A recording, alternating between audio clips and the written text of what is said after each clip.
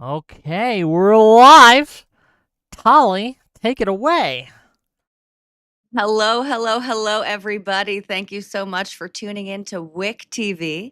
My name is Tali Bots. I'm here today with Wick and an esteemed guest, Chairman Shenandoah. We're here to do an interview about this gentleman's early life as Wick is affectionately calling a child terrorist.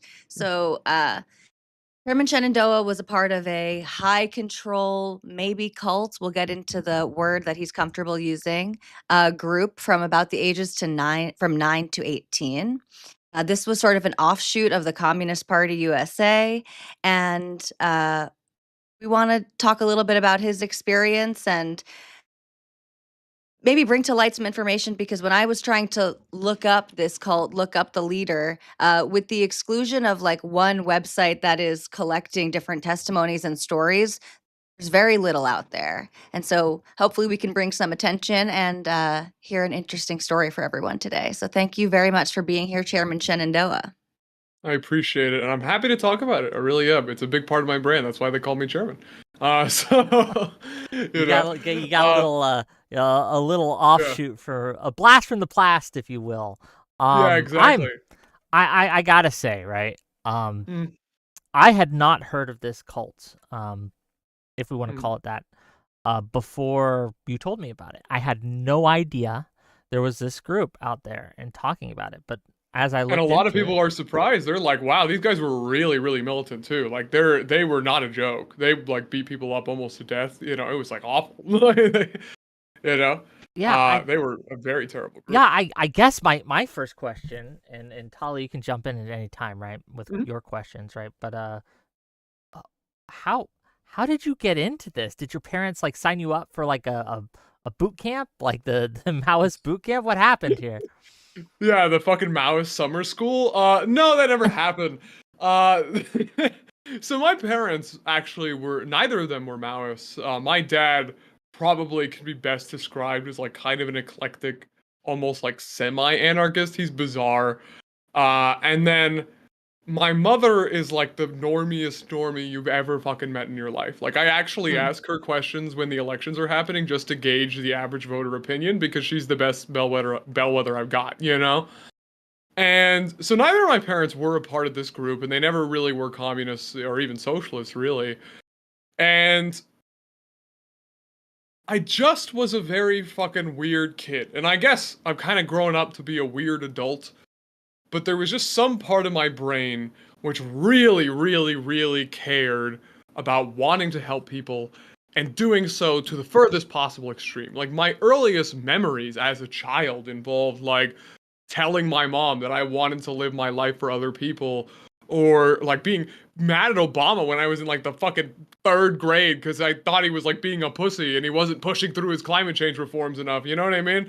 Uh, like, like just for some strange reason, I'm not autistic, which is surprising even to me, because usually that kind of behavior, comes with neurodivergent people, and somehow I'm not.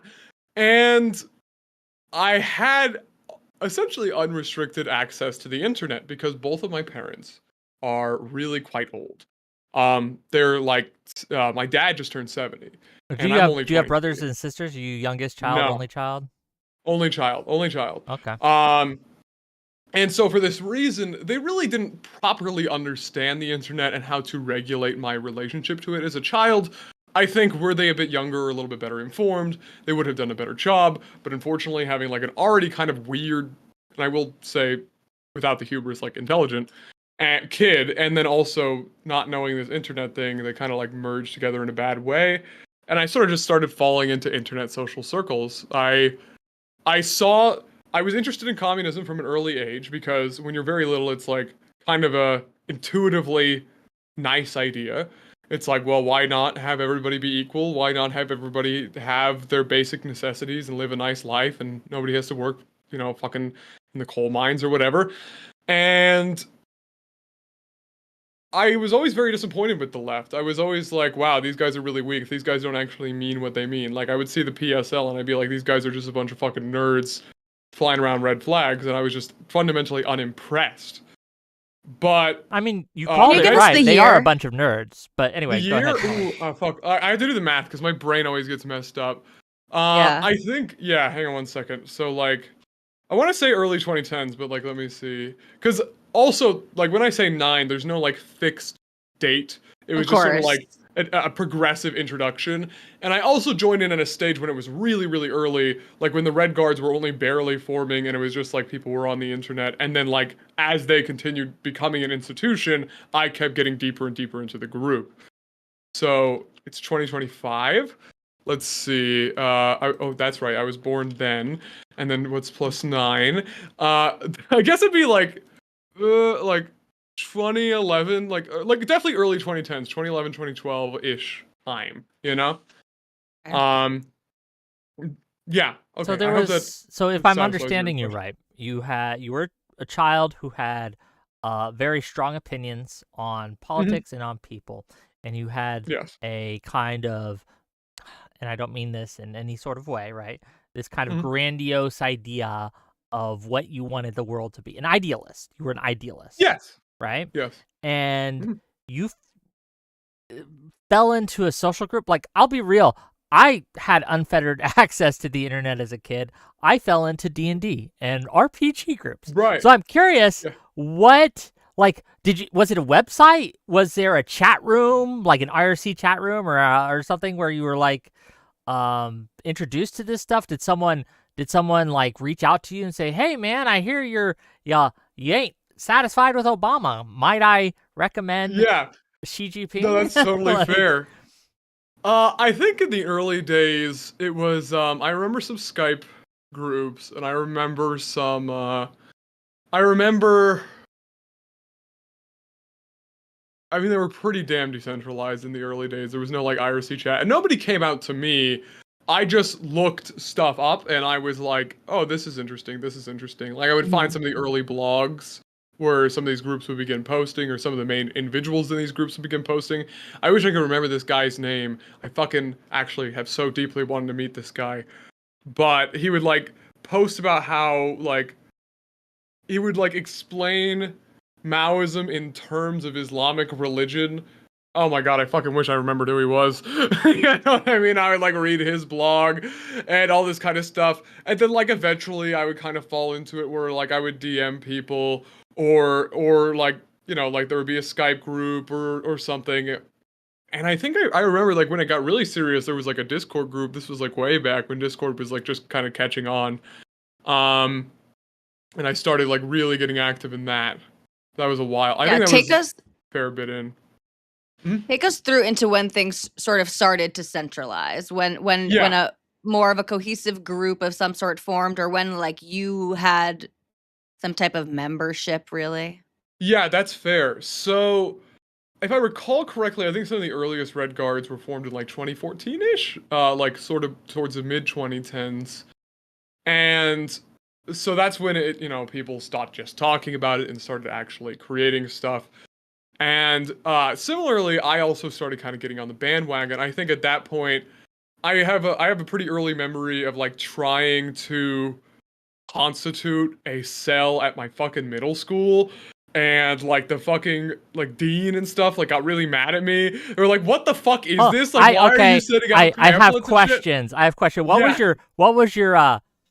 I was your really like bad at it too. approach? Say Oh, it was Tali's a awful. child, right? Your Yes. pitch. A middle school Yeah, my child, pitch. okay? Oh, it was How would you terrible. sell? What was your sell? Okay. This was truly like baby's first terrorism. It was fucking bad. It was really terrible. I I like I printed out this art and like I basically created a front group where I Do you said like have this the was going to art? be Can like you a show us? revolutionary. I can't anymore. I'm sure I could Um, find it a long time ago. I'm sorry, a lot of that stuff is gone, that unfortunately. that's probably Um, wise, but go ahead. Yeah. yeah, yeah. And I basically framed it as like a revolutionary art group, so it was about like the American Revolution, like all these different things, but obviously it was like a communist thing. And I gave invitations uh in these like little sealed envelopes and I was like, meet me at the fucking bathrooms and we'll figure something out. You know what I mean? It's so like creepy and bizarre because like I saw that they were being secretive, so I was like, I have to be secretive. But obviously I'm fucking 12, so Mhm. I don't understand how to actually properly be secretive. And inevitably, one of the kids fucking reports it to like the principal and shit because they're like, "This is insane. What the fuck is he trying to do?" And that was a pretty scary experience, actually. I don't think anybody would have shown up at that point, but I kept progressively refining my pitch, and I think by like the last year of middle school, first year of high school, I had finally actually successfully formed a small cell. Okay, when you say In your successfully formed school. a small cell, Yeah. what do you mean? Yeah, so it was just like a little organization of about varied, but about 3 to 5 people. It was very small. And we would meet up twice a week, once a week for studying various Maoist texts, and once a week for planning. And we would do a lot of different things. So, like, for example, one thing we would do social investigation. We would go down to like the really poor neighborhoods. We would figure out like what their problems were. We would give out like free food, and I would actually like not eat so that I could keep my lunch money to like pay for this stuff. We would give out free food and like take the bus and all this stuff in horrible Vegas heat. And we then would like organize like little teaching sessions. I remember once this got pretty advanced, I told the library I was 18 and asked to rent a room, and we kept renting a room in this like really really poor part of town in order to like hold like Maoist propaganda nights where I would teach about like the Communist Party of Peru and shit. I was pretty good at it actually, but it didn't last for that long. We didn't have a lot of money for it, and we just did our best. Like fucking 13, 14-year-olds, Um, No, yes, I was please. going to say, especially on the left, although this is definitely a feature on the right too, with a lot of like the young Republican groups. But oftentimes, like political activism, they're very keen to see young activists. And so, were any of the? My understanding is there were sort of satellite groups, decentralized, like you said, but in different cities across the country where they had their own groups of, I'm assuming, adults, perhaps young adults. Um, Mhm. was your cohort like recognized? Did you have contact with any of these larger, more We had formal some small groups? contacts. We did. I remember I talked to some people in the Kansas City Red Guards, and I talked to some people in the Austin Red Guards, but the contacts were pretty light because they were very busy with their own stuff. So they were kind of like, at that early point, it was pretty relaxed. But as time went on, these contacts kept getting deeper. Like at some point, they would send people out. We would meet up in person in Vegas, etc., etc. You know, but at the beginning, it was just like, I'm trying to fucking email you guys, and you guys aren't responding to my email. Like, I showed you my red guard, please respond kind of shit. And it didn't really, yeah, like, it was kind of difficult. What But then, like, the lower rank members would yeah. DM me and stuff like that. What Yeah. caught their attention, right? Because if I'm thinking, like, I've Mhm. never ran a cult before, but Fair if enough. I'm kind of doing something like that, I look for the true believers, right? I look for the people who Mhm. stand out to me, who would be good to level up, if you will. Was Mhm. there any particular incident that you guys performed, or a task you did, or any kind of activity you engaged in that kind of brought your group, your cell's attention to the main leadership? Right. That's totally fair. I was always kind of like on the periphery attention, but I kept getting more attention because we kept actually successfully doing things and I kept successfully recruiting people. And I had evidence of this.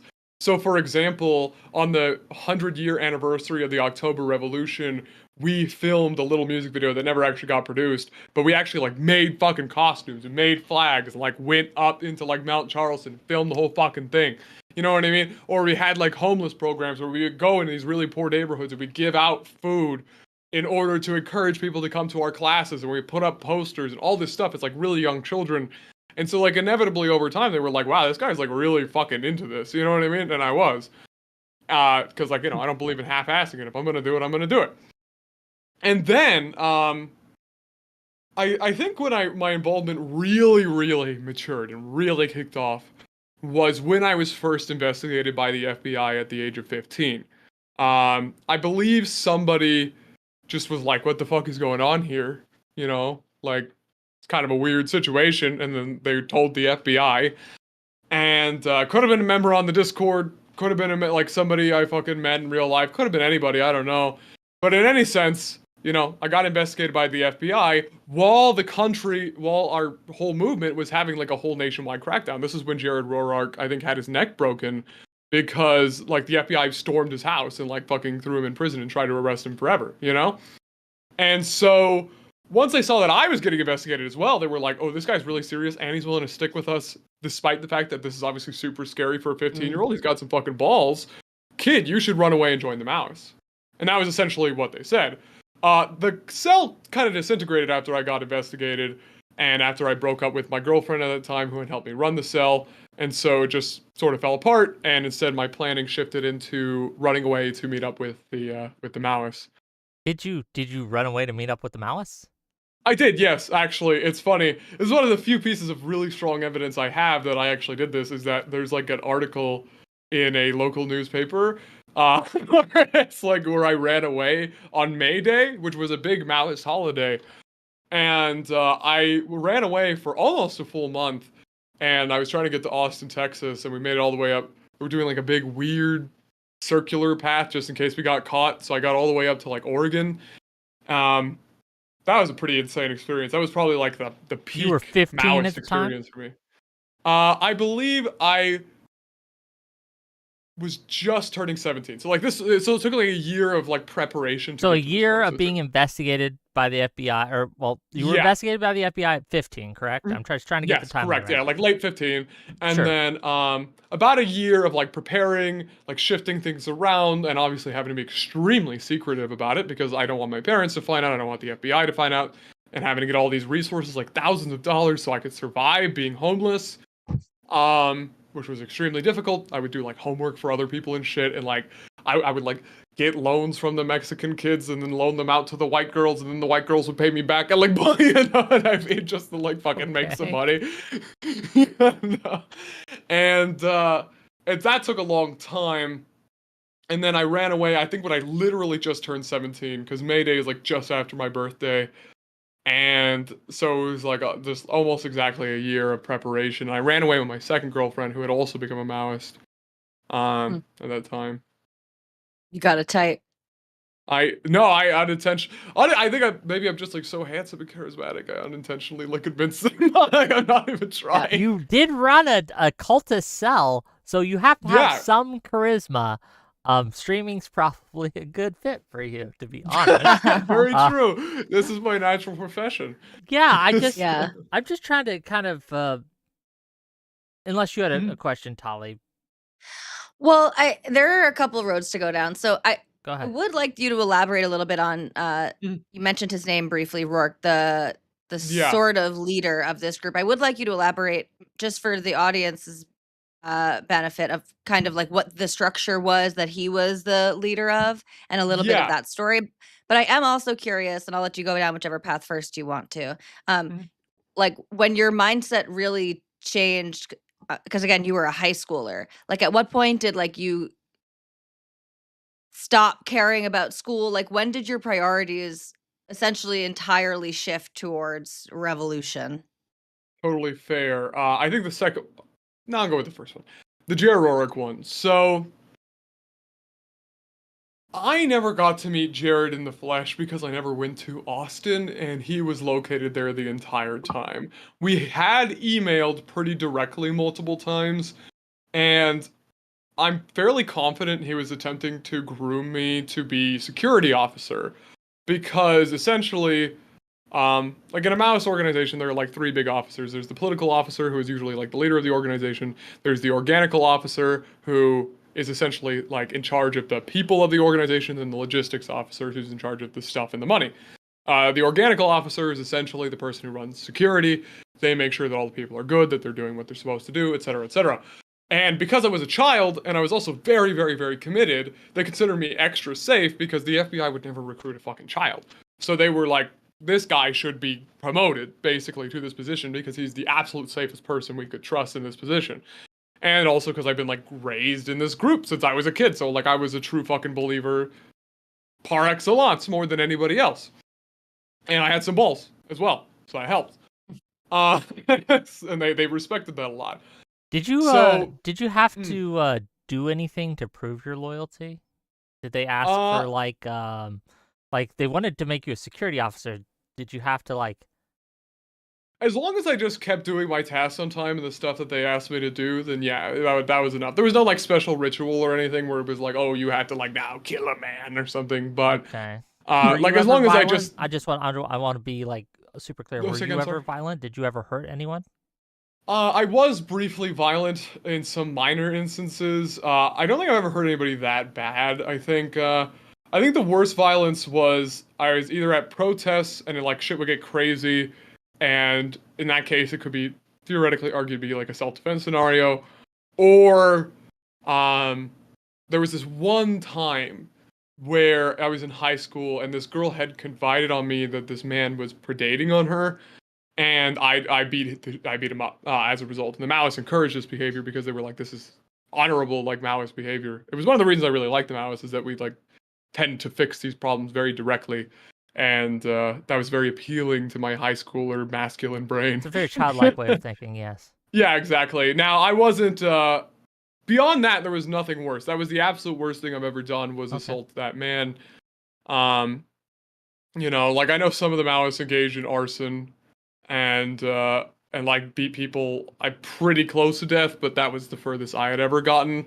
But if they had asked me to kill, I These probably were would have. conflicts with other civilians, with police. Like what kind of conflicts? Oh, are we talking about protests? Usually like against other counter protesters like Proud Boys and so on. Okay. So like when a protest just utterly fucking devolved into like fighting, it's like, well, fuck, I'm here. I'm in the middle of this shit. You know what I mean? And the Maoists fought. So, so did I when I was a kid. And just to be clear, you said if they had asked you to kill someone, you would have. That's correct, yes. Would you have asked why? Um, Frankly, I don't know. I think I probably would have, but if they said that they could not tell me, I probably would have been satisfied with that answer because I did genuinely believe in revolution and I knew that revolution was going to be a horrible thing. I've never really been partial to hurting people. I think one of the strange paradoxes of me in my life is that I've always been really sensitive as a person, but at the same time, if I believed that I was doing it out of genuine compassion, like you could as a child, you probably could have convinced me to do almost anything, you know? Yeah. Mm-hmm. And this Rourke guy, so you Yes. never met him, but you emailed him, and he wanted to make you security officer. Can you tell us a little bit about his style? Right, you say you're pretty Yeah. sure he was grooming you to be the security officer, right? To be promoted in the organization. Tell us what it was like to talk to him. Tell us about him a little bit, could you? Sure. So again, I either talked to him through intermediaries or through the internet, so I never got to meet him in person, but the little I kind of knew about him, he was a massive dick. I mean, like just as much as you could possibly fucking imagine. Genuinely one of the worst people I've ever fucking met.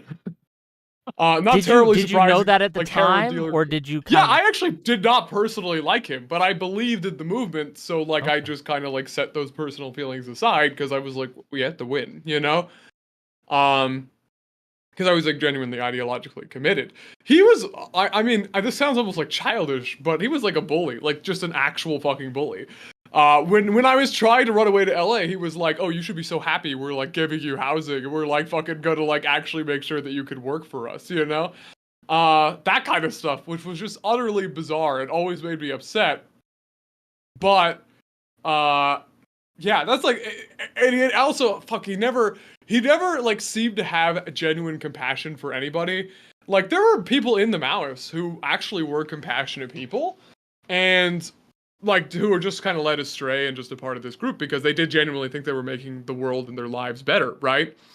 But I did not consider him to be one of them. He seemed to be like really on the dot. We're going to get shit done. I don't care what your feelings are, and never, ever, ever would just like empathize with you.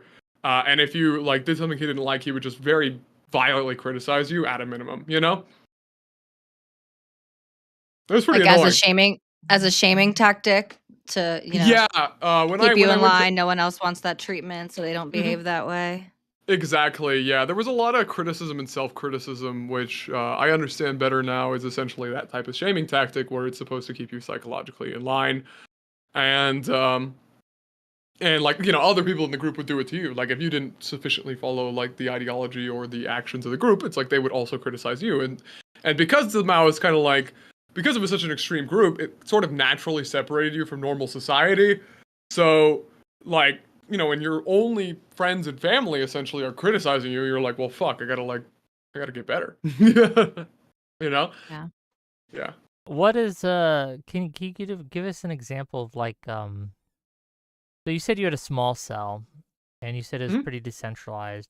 How big was the group overall, right? Do you have any idea, right? Yeah, by their peak when I left, I knew it was about 1,000 people, which is a lot actually, for like that militant of a group with varying levels of involvement, of course, but about 1,000 people, and the group kept getting more centralized over time. So when I left, they had a full national organization. Jared Rorick was in charge of everything. You know what I mean? Like the group was way more centralized than it was previously. When I was growing up in it, it was significantly less centralized, and there were just like multiple seats of power. But eventually, he won the power struggle, and the national organization took hold. What were the demographics generally? It Let's say at depended on, the yeah, 1,000-person mark. that's actually pretty interesting. It actually was pretty eternally diverse, and I think a lot of this was intentional. Um, as with many revolutionary movements, they initially recruited among the petit bourgeois, so like the students and like the middle class people, essentially. And they were pretty ashamed of this being a socialist organization, so they really made a strong point to get working class people. They fucking made sure, you know, that they're like, hey, we're gonna have like a predominantly working class organization. Still mainly young people. I don't think there was anybody over like 40 that I knew of, but yeah, definitely like younger working class people. Skewed male, but not dramatically. Like I've seen some political organizations where it's like 90% male. This was more like 65, you know, where it's like there's still like a large contingent of women. In LA specifically, which is where I was located and it was the closest group to me, uh, it was a lot of like illegal immigrants and like Latino descendant people. I actually so much so that I like felt really culturally out of place because there were just like so few white people, and I would like constantly fucking like do like cultural faux pas, like all the fucking time. I hope that answers your question. Yeah. I'm surprised to hear that there were that many women. Um, Mhm. They did put a lot of I'm tr emphasis on having women. Yeah, I'm trying to, like, figure out what the internal dynamics were. Like, when I Mhm. think of maybe the watered down version, the less militant versions of, like, leftist hardcore leftist ideology, Mhm. um, it kinda ties into the Maoism. I think of, like, the struggle sessions and stuff like that, and I like, what Yeah. was that type of stuff happen like, Oh, how that happened to me all feminine the was time. the energy, you Yeah, know? it sucked. It 'Cause it happened like by the time I was near the end, it happened every fucking day. It was sucked. It was okay, terrible.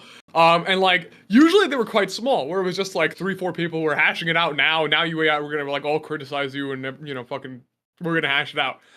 Um, and sometimes it would be like far larger if it was a big deal. Like it could unironically be like everybody in the group is in the fucking struggle session right now. What would That never happened to me if that personally, but happened, what kind of faux pas or what kind of breaking of a rule or what kind of uh it was really small. I wish I could remember some of the specifics because it's been long enough now. Because I sure. left when I was 18 and a half and I'm like 23, so it's like, you know, easy to when forget. you say when you say everyone would yell at you or criticize you, like, it in a formalized way, like, Yeah, it in a would basically be formalized like way, it wasn't just like, everyone's fuck gonna go you. around.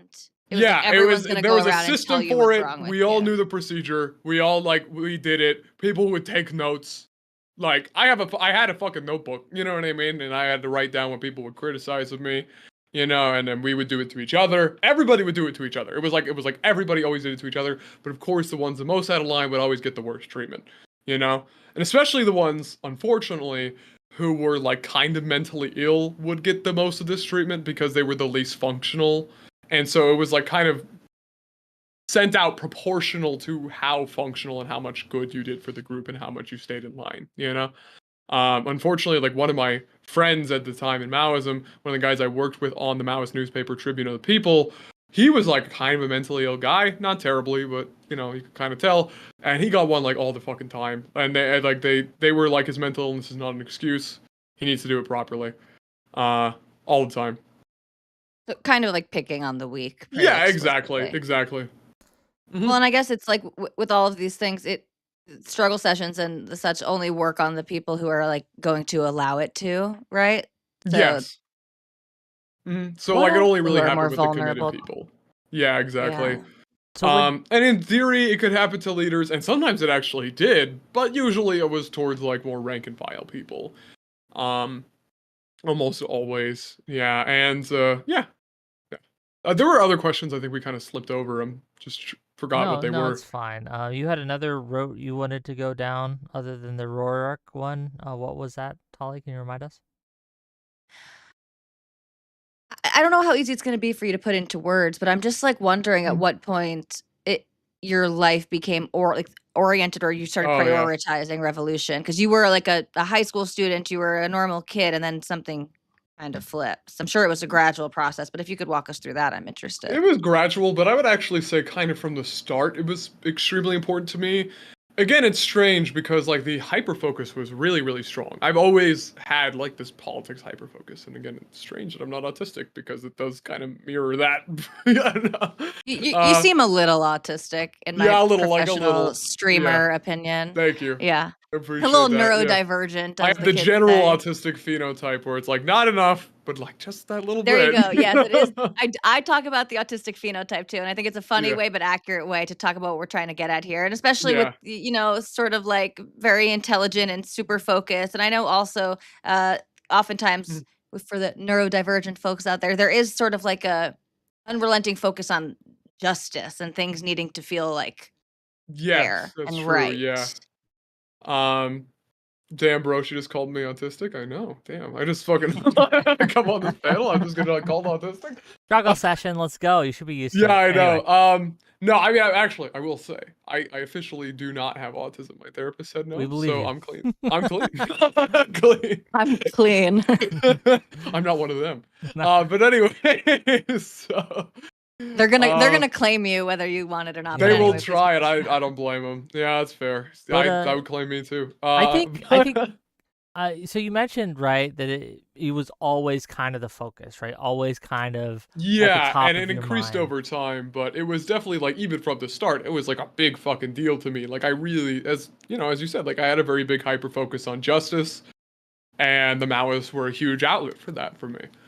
And I mean, I mean, politics is probably like my big hyper focus even today. There's a reason I'm like trying to make a fucking career out of it is because it's like this is the thing I like doing, and everything else is like a little bit boring. What Yeah, I'm just very what social, so I can't. yeah, I understand. What when did you realize you had made a mistake? Yeah, that was interesting. So the whole time, I genuinely was of the belief that I was rationally coming to the conclusion that Maoism was correct and that my actions were correct. Like I would even like spend nights thinking to myself, like is this part of Maoism wrong? And I would genuinely try to see if I could knock it down in my own brain. But I don't think I was aware of the self-conscious processes that were happening while I was a part of this group. Because even if, like, to my own conscious mind, I thought I was trying to make sure that it was correct and I was checking everything, um, there was obviously a lot of incentive for it to be right, especially the further and further I got into the group and the more consequences I had suffered because of sunk cost fallacy, right? Right. So, Were you reading explicitly like oppositional literature? Were you yeah, looking into critiques? I was, yeah, and I just never found any of them convincing as a kid. And again, I think a lot of that is just that I wasn't aware of the non-rational processes in my own brain. And I mean, probably to still some extent not. But you know, like I didn't really realize how my mind would intentionally distort things in order to protect itself. Because it's like, if we fuck up here, if I don't agree, this has all been for nothing. And I'm gonna lose like Right. everybody. You know what I mean? And so like even if I am trying to be honest with myself, I'm naturally Yeah, so what going to be. but obviously there was a point, right, Yes, where I was you just about to get to overcame that. that. Can you Mhm. think of a specific time or a Oh, I specific remember incident? exactly. Oh, go ahead. So after I had run away, I was found out and captured by the police, and that's a whole story in itself. Sent back home to my family, And the Maoists basically said, hey, until you're 18, um, keep trying to run away again. Just like keep doing it over and over. I thought you were And about just to say something very different. Until you're yeah, 18, lay low, and then we could do yeah. this to you. No, no, keep trying to run I away. tricked you. I gotcha. Yeah, they were basically saying like, yeah, just keep trying to run away over and over again. But my second girlfriend, who at this point in my life was like the love of my life, essentially. Like, I was very much in love with her. We were very, very close together.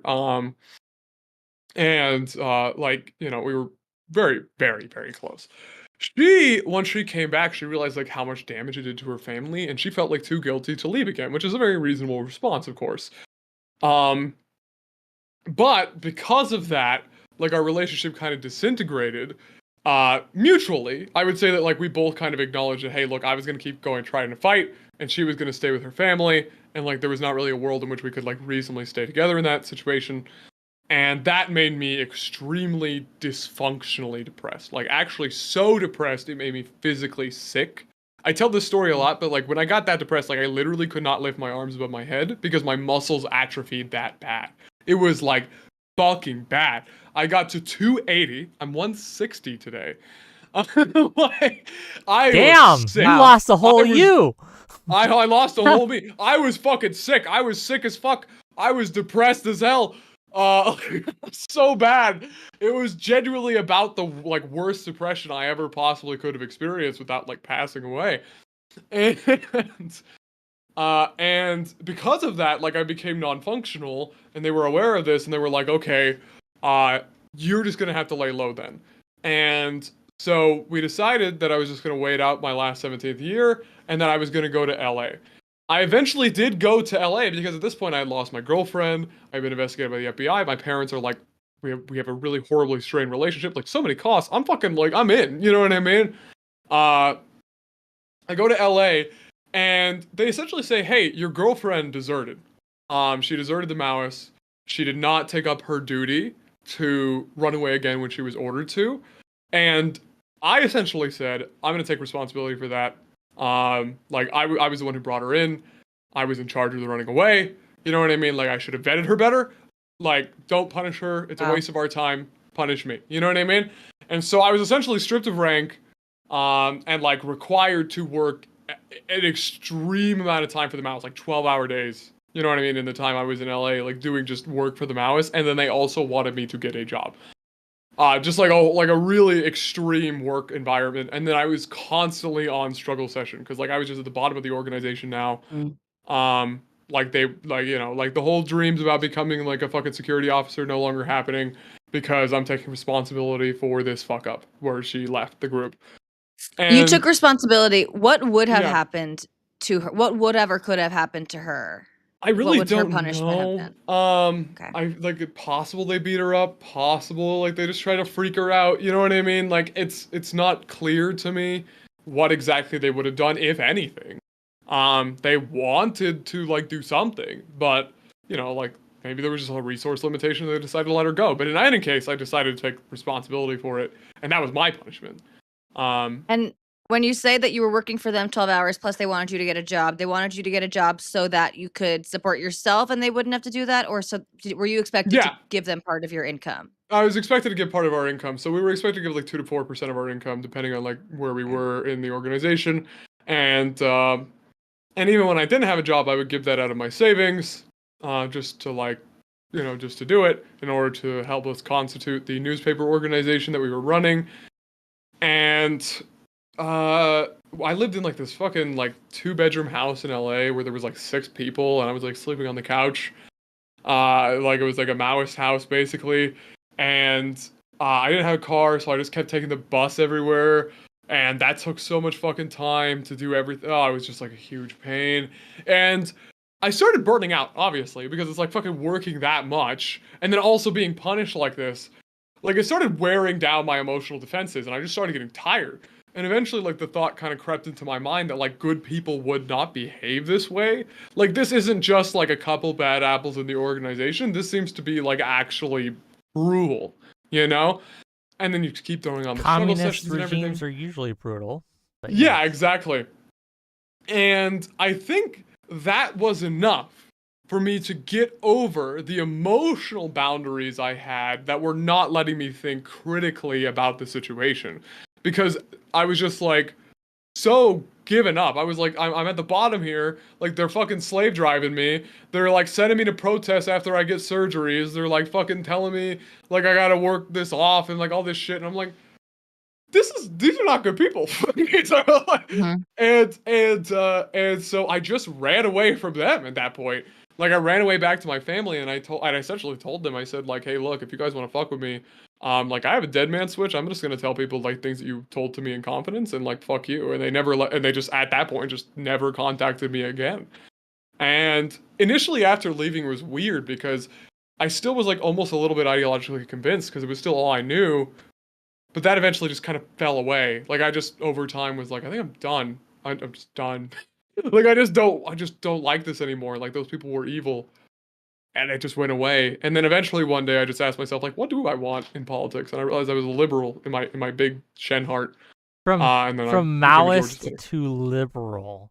Yeah, I know that doesn't happen often. That It's doesn't fucking quite happen the often. journey. Yeah. I mean, no, you'd be surprised. Like people who escape from very brutal socialist, communist regimes often are very defensive of liberal values for a very good Yes, and I am reason. too. I mean, it's kind of why I can get so militant sometimes about liberalism is because I know the alternative, and I'm like, I really do not want that other people to suffer from that. Um, You Well, know? that's one of the Go questions. ahead. Sorry, go ahead, Wick. No, Okay. you first. I don't I don't want to get too far ahead of things, but that's one of the things that I was really curious about coming into this conversation because in the first time and only time I met you before this, we had a conversation about stochastic terrorism and Mhm. things of that nature, and you came off to me as center left liberal. I'm Mhm. wondering what you feel about the militantism and the extremities on the left right now, and I imagine it must be somewhat maddening for you to see people sort of playing around with some of these ideologies that are really hardcore and lead to very dark places. I had a thought when you were saying that one of the biggest things that you guys accomplished that when you were a smaller cell was making this music video, and you said you created the costumes and all this, and I'm like, of course you did, because so much of this is a LARP. Yeah.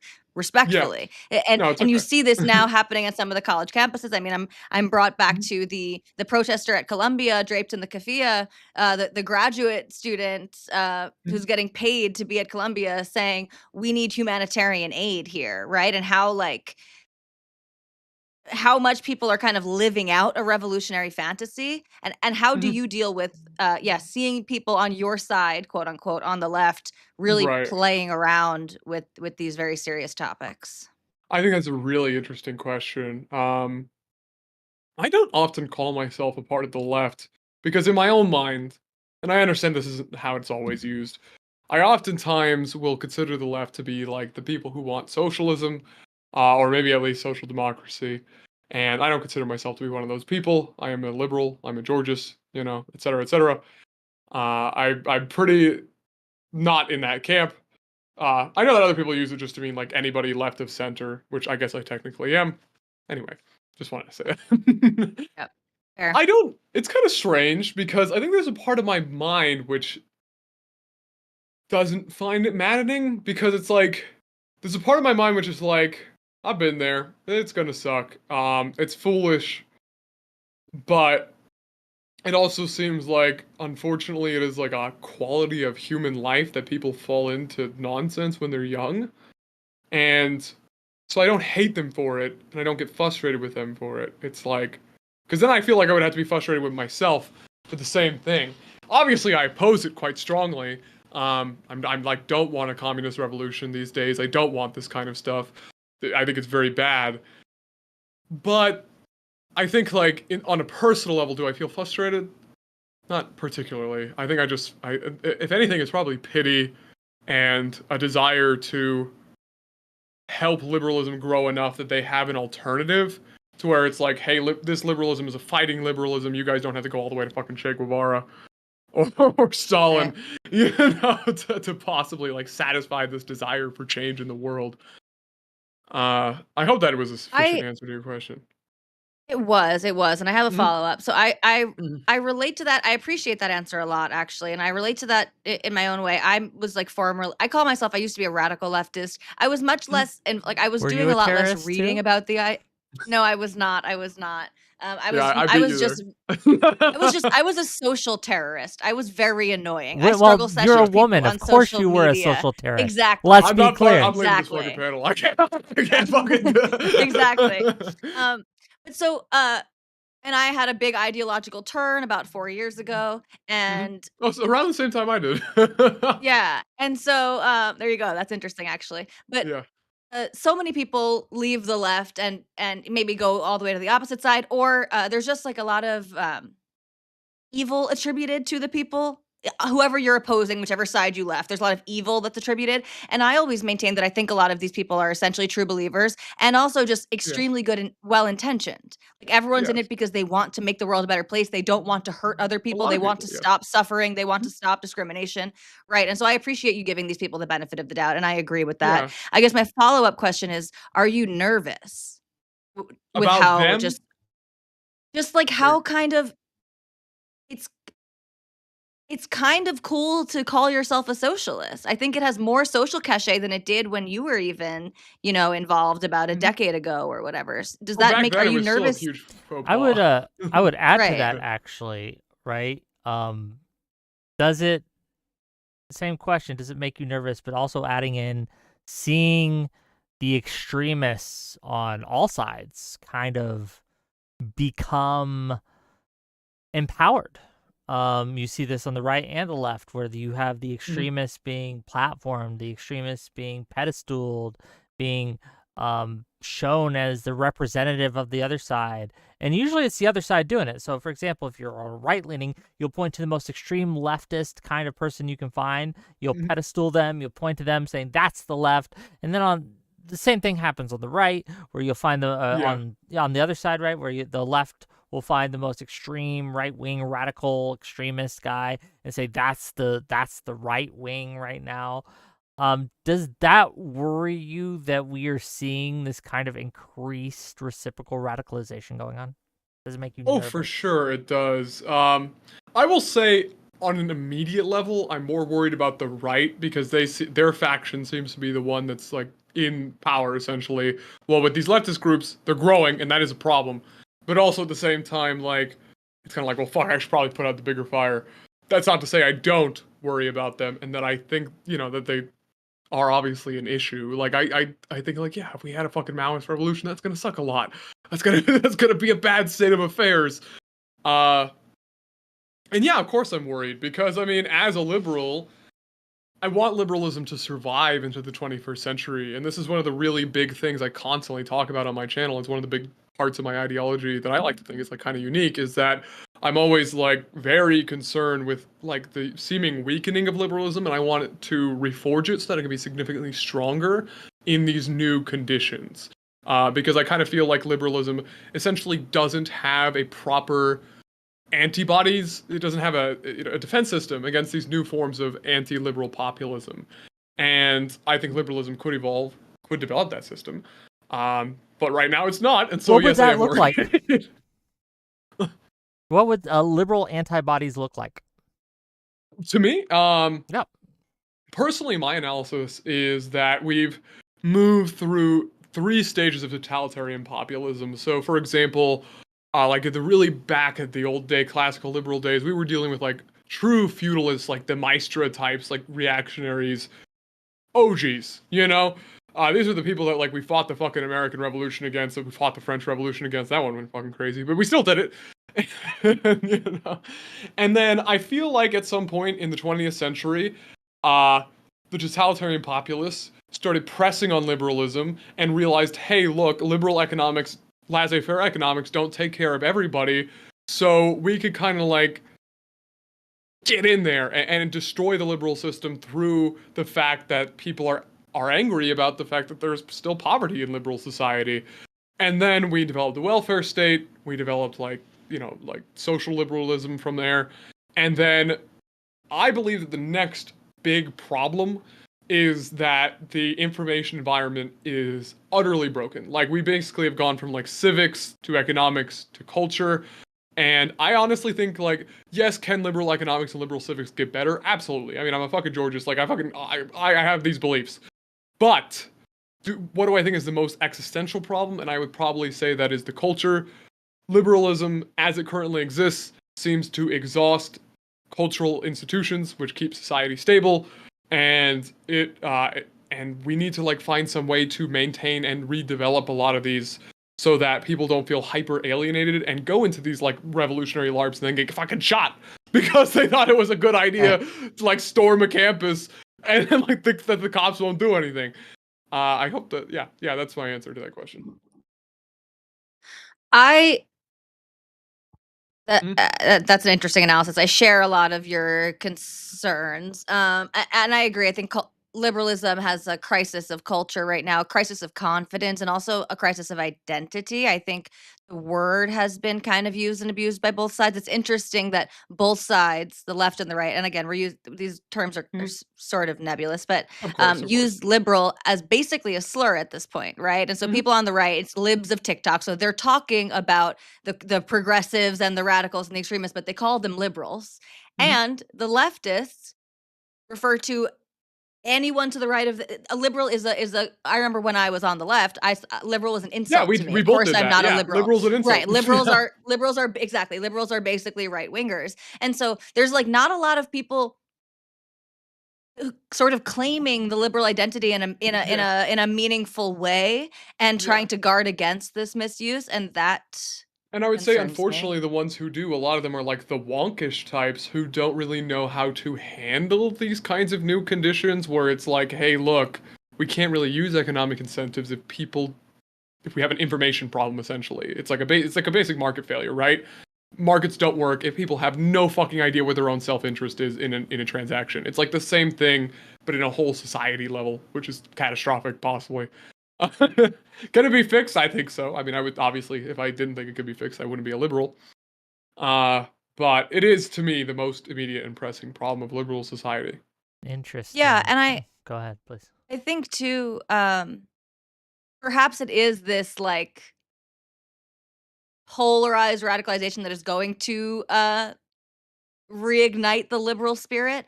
I This is hope. sort of how I feel it. Pray. Yeah, and I heard I Mashallah, was please. listening to the Adam and Stitch show. I don't remember if it was a I've been listening to old episodes and new ones, so I'm not sure if he said this recently or a while ago. But Stitch was basically saying that like he didn't spend a lot of time thinking about liberalism or constructing part of his identity as a liberal until he saw the illiberal excesses of the left, and it was like that sort of seeing what felt wrong, he had taken for granted sort of liberalism, right? Mhm. And seeing these excesses is what brought him back to identifying in that way and having something to fight for with liberalism, and I definitely relate to that. Like, It I don't is, think I yeah. saw liberalism as a coherent political orientation really until I realized how illiberal the left-wing waters that I had been swimming in really Mhm. were. And Yeah. we have a problem too because I think something when I was starting to have my ideological turn, I was listening to the people on the right and center right, and they seemed to me to be liberal. And some people on the right will, in this modern day, and the center right especially, but on the right too, will still claim liberalism, right? That conservatism is supposed to conserve the sort of Mhm. liberal society that we have. But I think As a many people are population, they've really, shrunk a lot. Yeah. yeah, And that's that's concerning. concerning. That's really Yeah, concerning. yeah, That's a It's that scary when they go from conservative to actual reactionary, and actual reactionaries are like yes, still like an enemy to a free society because like the type of person who's like, hey, look, I want a fucking Christian theocracy. I want to I want to put you in fucking like the house, and Wick, I'm gonna fucking like throw you into a war. No, these guys are a problem. And Christian nationalism yeah. is as scary as Maoism, right? Oh, I agree. I mean, I there's a reason that like even though was personally, I guess you could say, I feel almost weak saying this. Maybe this is like latent Maoism, traumatized by the Maoists. Like I'm more immediately worried about the fucking like Christian nationalist types because those are the really big ones right now. The Well, Maoists have like they're almost in the collapsed. positions of power. There's a spider right here. They're in ascendance. Exactly. And as a liberal, it's like you have to strategize where you're going to put out your fires first. And it's like obviously the people. If it was the other way around, it'd be the other way around. I would say like let's fight the communists. You know, center right liberals, like conservative liberals, let's go fucking get the communists. Like fucking. The ascendant party must be challenged to keep the order intact. I want to talk a Yeah. little bit. I do hope eventually one day that cycle will end and we will finally be the ascendant party. I don't know about that, Okay. but hopefully, right? Your lips to God's ears, as they say. But I wanted Yeah. to talk a little bit about something that Tali just touched on, and I think it's important to kind of note. We, for so long, have taken for granted liberalism. People Mhm. don't understand, I think, because they didn't live it. It's like water. We take it for granted. We're like fish, and it's like Yes. the water we swim in. We don't really think about it. Usually, it's like air. It's there. It's always there. It's always around us, and you don't really miss it till it's gone. Right? You don't really think That's about the Fukuyama analysis, actually. yeah, you don't really think about the air until it is no longer there. And then you really think about the air. It becomes the most fucking important thing in your goddamn life. And I worry that a lot of people have mistaken, because I think it's a childish fantasy to think that any political system, any ideology, any worldview, any governmental order, any kind of system of governance can solve all of humanity's problems. We're always going to have problems. There's always going to be poor people. There's always going to be rich people. There's always going to be people who are less well off. There's always going to be people who suffer. The trick is what system reduces that for the most people and helps give opportunities for the most people to flourish if they so choose. And I think that people who are, I think you're right when you say, Shenandoah, that there is this kind of weakness that has been exploited by a lot of Yeah. people on the right and the left to say, If I can say. the liberal order is broken. Look at those poor people. Look at those sick people. Look at these. Look at all these problems in the world. Wouldn't it be great if we tore down the liberal world order and replaced it with our ideology? And I think people don't understand. Liberalism saved us from those other ideologies. Liberalism saved us from the depredations of communism, from the depredations of feudalism, of nationalism, of all these other isms out there, right? Liberalism is the solution to the problem. And because we have grown bored, right? A lot of people have so much excess, so much time on their hands, right? That's why I say it's a cultural problem. Yeah, you're exactly right. How do we fix that? That's a great question. Also, by the way, a lot of people in chat wanted to get back to the cult stuff, just FYI. Oh, sorry. I'm happy to answer all this, but of course, they want to hear like the fucking crazy fucking terrorist story. We'll get to it. Not our political pontificating. Yeah. As much as I love political pontificating, and I actually will participate a little bit more, I wanted to say, I don't think liberalism will always have a need for people like me, but I'd like to think that the thing I truly bring from my upbringing to liberalism is some sense of strength, some sense of like, we can fucking fight. We actually like have a position. We should be taking it, defending it. And then once we can defend it, we should push back. And I also am willing to say that, of course, liberal society is not perfect. It can get a lot better, but at least while we're on the defensive, I am going to say that liberalism is certainly the best thing we have seen. I will call myself a liberal day in and day out until the Maoists get me. Let that be said. I'm a proud fucking liberal. I love this country and I love the Constitution. Yeah. And I love bring it back to the cult thing. Bring it back to the cult thing. Do you worry about repercussions? Of course, it is actually a very real concern of mine. I do believe that one day the Maoists will catch wind of this, and I don't know what degree of repercussions I will get, but I hope that it will be something I can survive. But if so, then long live. I will be a great martyr for the liberal cause. I honestly Martyrs for sincerely, liberalism. I That's a hope There you are bumper don't many of make sticker. me. You laugh about that, but I do want to ground us a little bit Oh, I and mean it say, sincerely. yeah, I laugh in like the general humored way, not in the way that I'm taking it unseriously. no, I mean it genuinely. yeah, but I worry maybe the audience won't. There's a couple questions in chat that people are asking.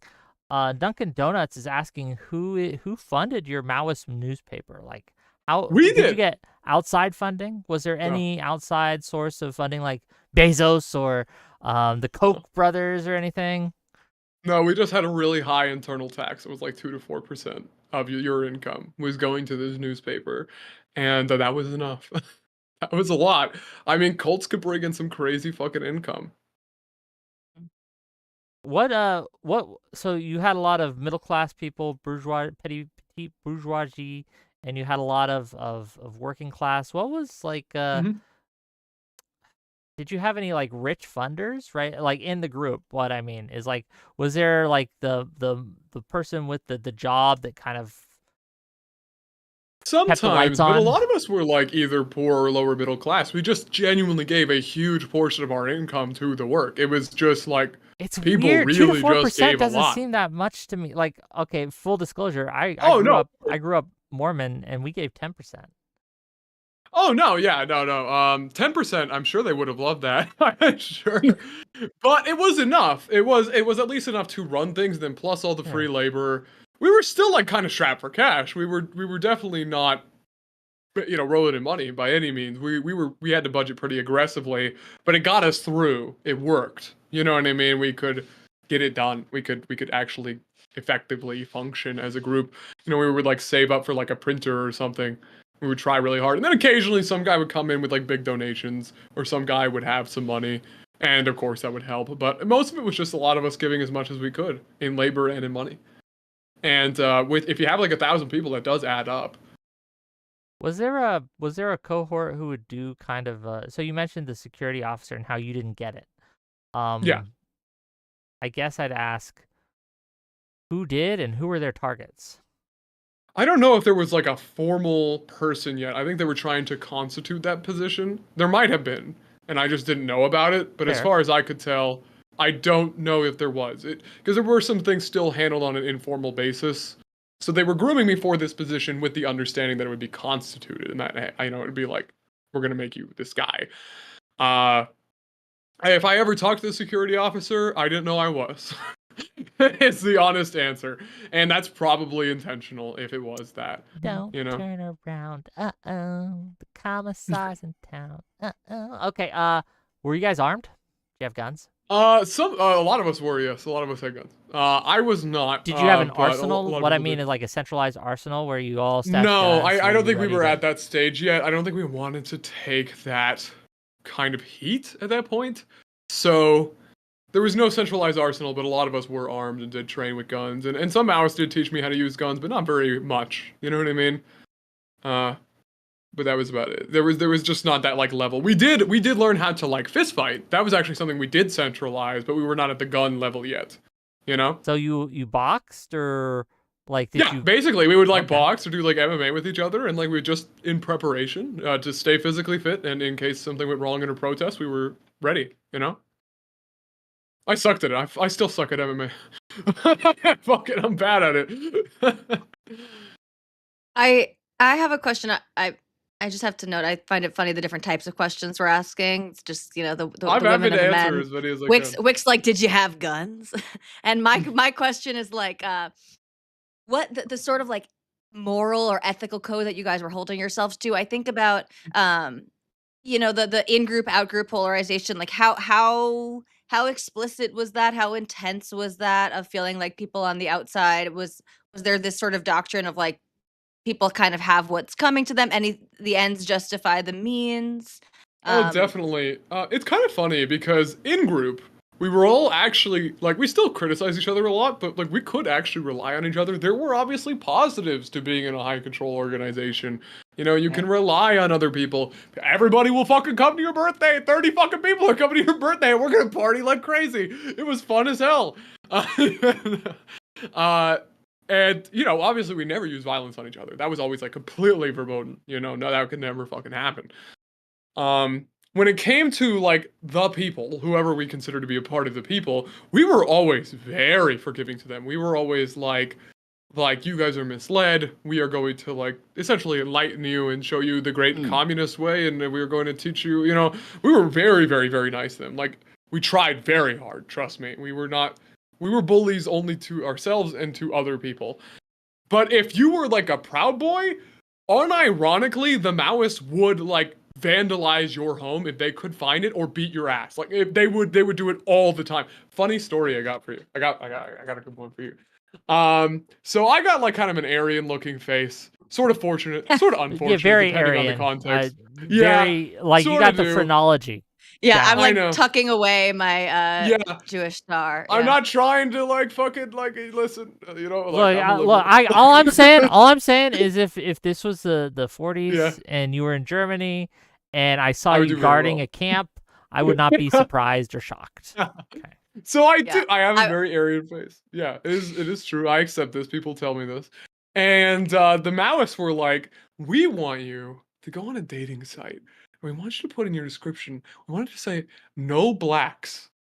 We want to find all the racists in Los Angeles County, and we're all gonna beat them up.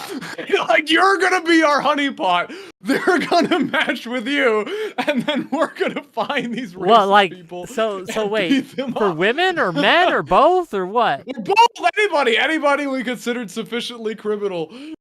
And it never happened, but it's one of the funniest stories I have about my time in Maoism. It was so fucking. They chose you as a boy. honeypot. Damn. I was gonna be the honeypot. Yeah, I was gonna be the guy, and I'm really glad it didn't happen because that would be really hard to explain to people in the future.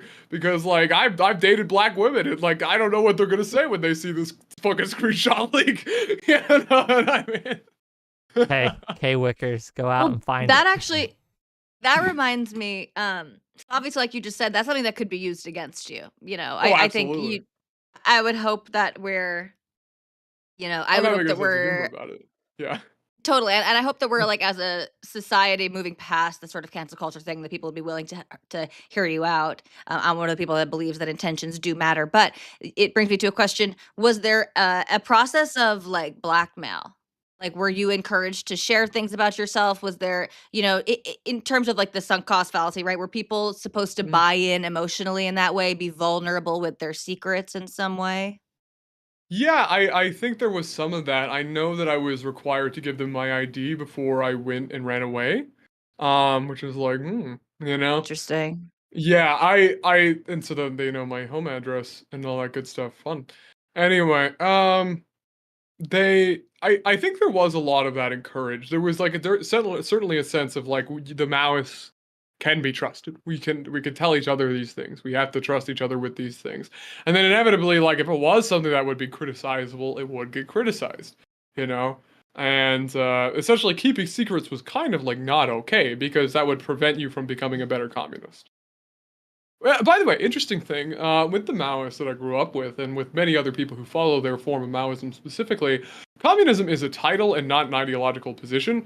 I mean, I guess it is also an ideological position, but calling yourself a communist is considered a very weighty thing to call yourself. It's essentially like calling yourself a hero within their culture. So you can only call yourself a communist if you have sufficiently demonstrated communist ideology. It is not something you just call yourself. So that's an interesting little thing because a lot of people, I don't even think I was ever interesting. Like, formally like because I was either too far away or by the time I got to them I was like being bullied. I don't think I ever even was formally recognized with the title of communist, technically. So it has to essentially you never actually became a communist. I know, right? How terrible. But I think I don't think there was like any ritual for it. Like it was like he's a communist. You know what I mean? Like it was never like we held it to that high of a standard where it was like, you know. You know? That is interesting though, that it was like it sort of had to be bestowed upon you. Yeah, exactly. You had to prove And it's interesting, like, because you said you can't keep secrets because that Yeah. would prevent you from being a better communist. I don't see the obvious line there, but obviously it seemed obvious to you guys. I apologize. So, by keeping secrets from the potential of criticism and self-criticism, you are practicing liberalism. Another funny thing is that liberalism it was not necessarily used as an ideological position, but as a behavioral mode. So very individualistic behavior, like caring about yourself or keeping secrets, was often accused of being a liberal, which is really weird. That's not very common outside of Maoists, because Mao had an essay called On Liberalism, where that comes from. Anyway, um, basically keeping secrets meant that, like, we could not improve you. Like, we could not say, like, dude, this is wrong, you need to get better, and therefore you would not be a better communist. That's the reason that, like, keeping secrets was so bad, is because it prevented criticism and self-criticism, which is good for you and good for the people. So both are good in the communist sphere. Yeah, that's really interesting. I agree, it's very interesting. So Go you ahead. said the Proud Boys were sort of like your enemy.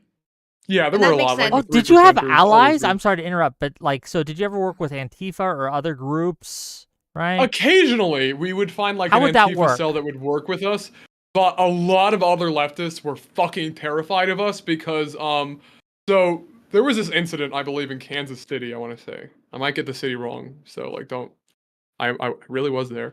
I really, but I believe there was an incident in Kansas City where, like, 30 Maoists rocked up and beat the shit out of all the people having a DSA meeting there.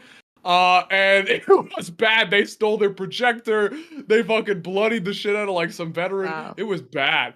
Like, the Maoists were terrifying to most other leftists because the Maoists considered them revisionists and therefore just as bad as the enemy, and so would attack them regularly.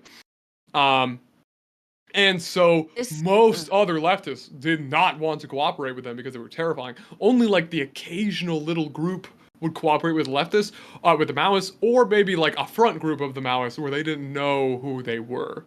And then, like, when the Antifa cells would cooperate with us, it was usually, like, on an ad hoc basis. So we would have a good relationship with them, but we would try to poach some of their members, make them Maoists, and, you know, maybe you'll have such a good relationship. It was never, like, friendly. It was just like, we're gonna work together. It's transactional, you know? Yeah, there's a bunch of different roads I want to go down now. I was about to ask you, so the Proud Boys were sort of like your opponent, and you guys were able to Yeah. get exercised about that, even proactively, like you said. If you knew there were, like, Proud Boys, you would go vandalize their homes or stuff like that. Mm-hmm. And that gave you a punching bag and something to sort of get excited around. I assume there were other, like, the bourgeoisie, right? I mean, what were there? Who were the sort Oh, of of course. other named enemies? Mm-hmm. Usually we would struggle against landlords a lot because housing struggle stuff was particularly big and effective. Like, we tried to, like, create, like, militant unions in workplaces, but the housing stuff always works so much better. And so if we identified somebody as a slumlord, we would actually move Maoists to live there and organize with the other fucking tenants and live among them. And then eventually, like enforce our own justice in this area. Like, people would come to the Maoists and be like, hey, look, like, this guy fucked me over, and the Maoists would actually do it. Like, there were some areas in Austin, Texas, where the Maoists were the most developed, where essentially the Maoists were running areas like a gang, where they had, like, a parallel law enforcement kind of apparatus, which, you know, they Sounds had like the mafia. yeah, like, no judicial branch or anything, no, like, actual red rights, but people would come to them and be like, can you fucking help me? And the Maoists would. And they would take advantage of people's grievances, how they couldn't go through the police or something, or say, really, like, illegal immigrants, they'd be too afraid of working with the police, so they would work with the Maoists. A lot of that stuff. I kind of lost what the question was. I kind of just went on. Yeah, we're going on. It's okay. This is a conversation. You don't need to be nervous, right? I do Oh, I'm appreciate not you being nervous. open. I just right? try to, like, answer as well as I can because I don't want to disappoint. I want to The be good. question was, who were the named enemies? And I think you said that with the landlords. That was like yeah. Lots of landlords, capitalists too, but a lot of those guys were out of reach because they were just too rich. Some small businesses, I remember early in the Red Guards days, We harassed some small business because the owner had like some connections to like some of these far right militias like the Proud Boys and so on, and we harassed them into shutting down. But usually just like slumlords, frankly, was like the main target, or political enemies like Proud Boys or 3%ers or whomever. Those were the main guys that we fought with. I'm curious Couldn't fight the about that cops yet. clash. That is interesting that it wasn't really confrontational with the cops. 'Cause Well, it by was the time that confrontational, but we couldn't fight them okay, directly. It was just more like okay, we would always say "fuck you," but it was never like we could actually beat you up because then we would get investigated instantly. right, true. You know? I'm curious about this confrontation with DSA. What spurred that specific incident? Oh, nothing. It was. It really was, as far as I understand, just like we considered them revisionists. They were false Yeah. communists and false socialists, and they should be attacked. Because they, yeah, it's kind of like the heretics sort of thing, essentially. Like if I say Yeah. revisionist, just replace it with heretics in your brain, and it's No, the same thing. totally. Well, Um, oh, sorry, go ahead. no, that was it. That was it. Yeah, well, that's interesting to me because again, I just see like echoes of this in our modern day political arena on both sides, really. Mhm. You see this from people on the left who, again, they sort of despise the liberals and the reformers, right? They want revolution, not reform. They insist that the system, everything is as bad as it possibly could be, and the system cannot be fixed, and the only way to do it is to turn it on its head. This is obvious on the left, but I'm seeing this more on the right too, and they say things explicitly. Like there are people on the sort of revolutionary right, reactionary right, dissident right. I'm trying to use the terms that they like because they don't like the term woke right. The terms that they would actually use to identify themselves, but many of them hold this explicit disdain for even like right-wing liberals, essentially people who subscribe to sort of the liberal order, and they are, saying you guys are worse than the leftists. You guys are trying to stop. We finally have power now, and you guys are busy worrying about playing by the rules. And they have seemingly more contempt for the people on their side trying to rein in the extremes than they do for the actual communists on the other side. Or they just kind of blend them all together, which again we see on both sides. You're all just the same. The liberals and the conservatives are the exact same. The Yeah. the the neocons and the communists are the exact same, which is, I Yeah, and mean, the Maoists did ridiculous. this to literally everybody who is not Maoist. Everybody was essentially the same. Because in the Maoist view, Yeah. they were all essentially to the right. I mean, the only people Yeah. who weren't were the anarchists, but then they were ultra left, so they were de facto right. Common Because tactic. they went so far they came around. Very common Yeah. tactic in these things, and it's a way to paint your enemy is the worst thing, right? And anyone who's not with you is against you. Tale as old as time. Mhm. Tale as old as time. Mhm. Um, Mhm. to people who have more communist or socialist leanings now that might be watching, right? That might be viewing. What would you say to them, right? What would kind of Yeah. either advice or words of wisdom or anything, right? That you'd reach out and be like, hey, man, whatever you want to say, right? Yeah, I would say, first off, I think the tendency, the desire to be a communist or a socialist is an entirely legitimate tendency in and of itself. I am a liberal, but even in a totally victorious liberal society, we're going to need some of you guys to keep us in check because a lot of us sometimes get way too far into laissez-faire and autonomy, and sometimes you guys need to remind us that equality was also part of the French Revolution slogan. Um, like, not all communists or socialists are inherently evil people either. I just happen to be with some of the absolute worst of the worst. uh, there are many socialists out there who I would be entirely willing to work with against Trump, and I don't think they are like inherently bad people. I would encourage you to be a liberal, even if it was like a soc dem or a social liberal, because, well, I think a lot of the things that you want can be achieved with a lot less effort. And I'd rather you not have to try so hard to realize the beautiful world that I know you want in this life for everybody. I like to think that Georgism is a way better alternative than socialism. What I know a is lot of people are not Georgism for familiar. those people who may not know? Yeah, so Georgism is essentially a liberal economic philosophy. It comes from the American economic philosopher Henry George. Georgism is, in essence, the idea that the things that are not produced should, like the value from that should be collected by the state and used to fund social services and so on, and that things which are produced, so labor and capital, should be untaxed and should just be allowed to produce as much as they possibly want. Give me an example of something that's not produced. Land is the principal Sure. example, or nature generally. Okay. So, you can't make more or less of land, and it's just like a thing, it's there, you know what I mean? It's like a fixed resource, so it's also like really non-distortionary to tax it and to use it to fund social services. So it's like both like morally justifiable and also like economically advantageous. And I think that's like, in my opinion, that's a way to preserve liberal economics. Also not try so hard, because you don't have to make a whole ass socialist society. You could just like fucking do like a land value tax and get very similar results to what you want to see in this life. So yeah, that's kind of my teaching. Like, just don't try so fucking hard. There are currents of liberalism that are pretty fucking cool, and I just suggest trying them. I appreciate that.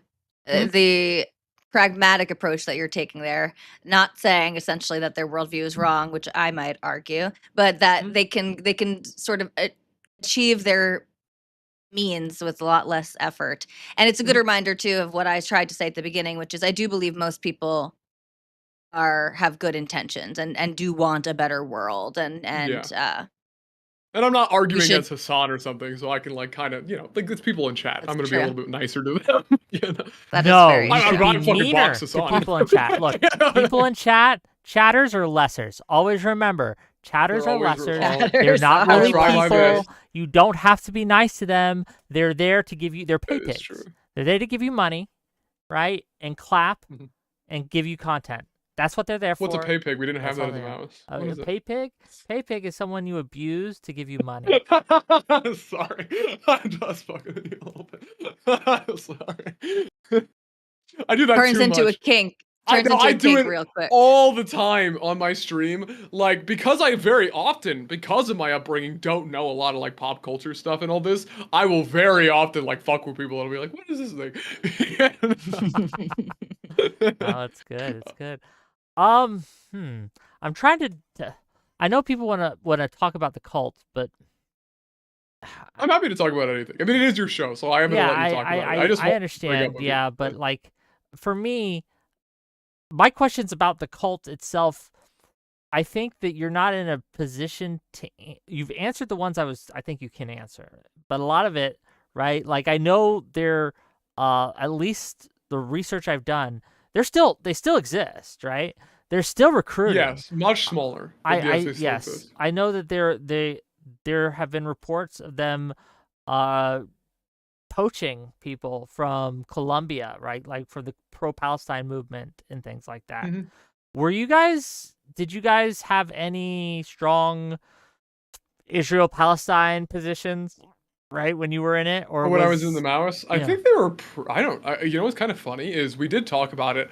I don't think the Maoists were ever, which is funny. Maybe this has changed since, but at least when I was in it, I don't think they were ever like, we should abolish Israel. I think they would have liked both Israel and Palestine to become socialist countries because they weren't like third worldists. Started They that didn't. way. Yeah, they never believed that they never believed that, like, for example, America should be depopulated of white people. There were some like even more fringe people who did believe that, and the Maoists I was with, as you could tell from my face, did not believe that. So. Yeah. So I don't think they were all the way up on that, but I also might be wrong. Like I'm very curious sometimes what they think about the Israel-Palestine stuff and the Ukraine stuff, but I haven't I haven't read any of their stuff since, so like I couldn't tell Wise. you. Why? Yeah, do I you, just do like I you think it would worry? just bother me. Do you ever worry that you'll like relapse? No. Oh, I think maybe this is hubris. So let's say it is hubris so that I can speak freely. I think I'm at a certain level of emotional and intellectual maturity at this age that I can understand the inherent problems with monolithic belief systems like Maoism. And I could probably never re-enter one if it was Maoism or anything else. Um, Not to say I don't have beliefs, not to say like I'm a nihilist or anything, but a belief system which is essentially totalitarian in the same way that Maoism is, like maybe Mormonism is, or maybe other similar belief systems. I just don't think that they help me or other people, so I'm not really worried I'm ever going to go back. And also, I've been a liberal now for so long, I actually sometimes forget how to think as a Maoist. I used to be able to really go into my mind and go like, I know what the Maoists would think about this, but sometimes people ask me questions and I'm like, I don't fucking remember anymore, man. Like, it's been 5 years. That's so It's not that long. easy. 5 whole Yeah, years. yeah, I know. And it's not that much longer until my time being a liberal is going to be longer than it was in Maoism. So, That's good. No, I'm you know? I'm like, honestly, it's an interesting story, and I think that there's a lot of people like, I worry sometimes that we talk about the culture and we talk about the unfettered access to information and the information environment today. I would wager that the information environment today is far, far worse than it was when you were 9, 10, 11, whenever you first kind of fell into the kind of Maoist propaganda and all these Mhm. things. I Oh yeah, worry I would bet what that there are probably 10 more of me right now. yes, I worry about that, honestly. I worry Mhm. about that because while you were able to get out of it, it took a lot for you to get out of it. It took Yeah, you to go to a really dark place to get out of it. And I worry that there are Uprooting a your lot whole of life. Yeah. I worry that there are a lot of children right now or even like lesser thinkers that are just getting sucked in to this, and I don't know how to stop that, and I don't know how to combat that in a way that won't make the problem even worse, because there's a risk, right, when you like censor things, that you just make it Mhm. more alluring. It's forbidden knowledge, right, and it Mhm. becomes sexy, and that doesn't stop anything. It just makes it more like a Of course. forbidden fruit, right, that people want to reach And out and get. Mhm. censorship would be a contradiction with the values we want to represent. We don't want to throw Very people into true. jail for victimless crimes, Yes. which include freedom of speech. Like even if you say something fucking crazy, like that is a victimless crime kind of by definition. Nobody's getting hurt when you say a bad thing. You might be an asshole for it. You might be stupid for it, but not like a crime with a victim. But anyway, uh in my opinion, in the short term, I don't think there's going to be very much we can do about it other than people who know, who are good at arguing and who can point this stuff out, like going out into the wider internet and agitating for liberal values and saying like, no, no, this is nonsense. Like, don't fucking follow this. We have other outlets for your angst that might be very valuable to society that don't involve terrorism. You thought Mhm. about that? You know what I mean? Because the emotional drive to be a revolutionary may not go away in some people, but there are other forms of liberalism which can encapsulate that and which can push that in a good direction. Um, but I will say that's probably the best we can do in the short term. I'd probably say over the long term, I don't agree with censorship.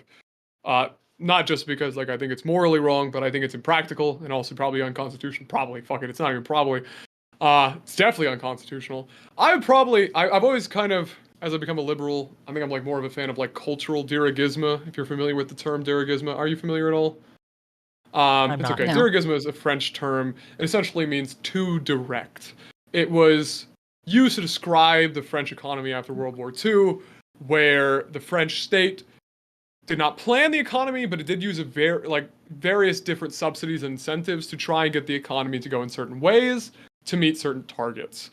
Now, this isn't really ideal for economic planning for like a variety of reasons. Many countries that do this often become less dirigistic and become more free market. Mm. However, I think when it comes to culture, I would be totally willing to use like money to essentially like subsidize liberal values. I unironically would. I don't think that's a violation of freedom of speech, and I want them to be very loud, and I want them to be very present. Propaganda is good And for good causes. Yeah. unironically, I mean, we understood this during World War II. We understood this during the Cold War, but we seem to have forgotten this. And liberalism needs active defense, and it needs the resources to We do need so. better That also means propaganda. Yes. But who is even who on the national level even is making this case. Like, No, forget but even this putting is money that's into what I mean, like right. long term. Right. It's Yeah, like, who is even organizing around this principle of we need to make yeah, liberalism sexy again?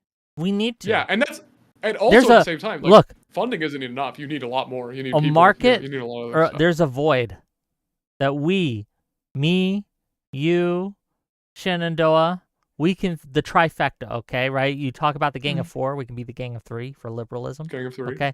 Yeah, the Gang of Three for Maoists like the liberalism. Gang of Four. And we But can, so I'm tying it in, right, to Maoism. But anyway, we can, yeah. we can absolutely, and we should, and we need to propagandize liberalism. We need to make it Oh yeah, sexy again. We need to make it, totally what agree. people want to be instead of a slur. That's why And Yes. this is the technical skills that I have brought over from Maoism to liberalism. I'm fucking like doing this Yes. right now. make Like some I'm propaganda constantly, posters, buddy. yeah, Like you made a I'm propaganda constantly poster for messaging about Maoism. this. We should make a music Yeah, video. we should make a music video. It Liberalism could be music called video. Two Brothers, Two Lovers. I don't know. I'm sorry, that was a bad idea. Two that brothers. joke failed in the face Bro. Just sounded like a Whoa, fun whoa, title for a whoa. music video. Like I like you, buddy, but you know. Look. Sometimes I don't always strike out. I don't always win. Okay, man. It's okay. Look, you're not the first. You won't be the last. I have an aura. People are just drawn. Shoot to me. your I shot get it. at Wick. Yeah, shoot you my can shoot Yeah. your shot. Unfortunately, I'm not attracted to guys, but that's okay. That's fair enough. I am not either. I just thought it sounded great. I just Yeah, thought sounds cool, right? it's like gay bait. It'll work. It'll get clicks. Brutal. Yeah. True. Gay for pay. Right. Gay for Yeah. be I gay do for see- liberalism, gang. Okay. I do You're gonna see say like Tali. a small contingent of people, both left of center and right of center, really fighting to reclaim liberalism and to make it sexy. They're not working together. For at least the examples that come to mind for me, these people are not working together. I'm glad it's happening on both sides. But a problem that I feel as someone who is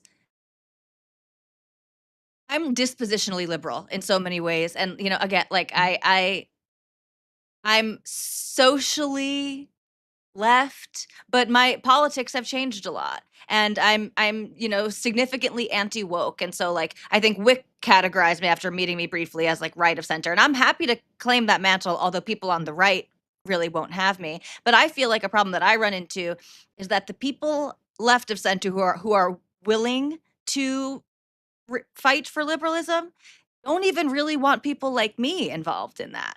There is still and No, I get the same that. thing is going on the right too. I don't want to say that it's not of this like sort of purity testing, but it's like I'm really liberal and I spent my entire life on the left. But you're But just a there are like little too certain right wing in some ways. yeah, and And I they just feel throw that you out. really. Yeah. And not just that, it's contempt. Like I'll see them willing to engage more with someone who's like explicitly conservative and kind of not on their team than someone like me. And that's a problem. Oh yeah, I mean, in a lot of my work that I do, I say work. I've been doing this. I've been streaming for 7 months. Let's fucking bring it down. Like in a lot of the streaming stuff that I do, I'm very big on big tent liberalism. I mean, obviously, I push my own opinions and everything, but like say in my Discord or say on my streams, like I bring in people right of center all the time. I bring in Christian. There are like multiple Christian Democrats who watch my stream. Not like Christian nationalists. I mean, like the kinds of people who are like Angela Merkel people.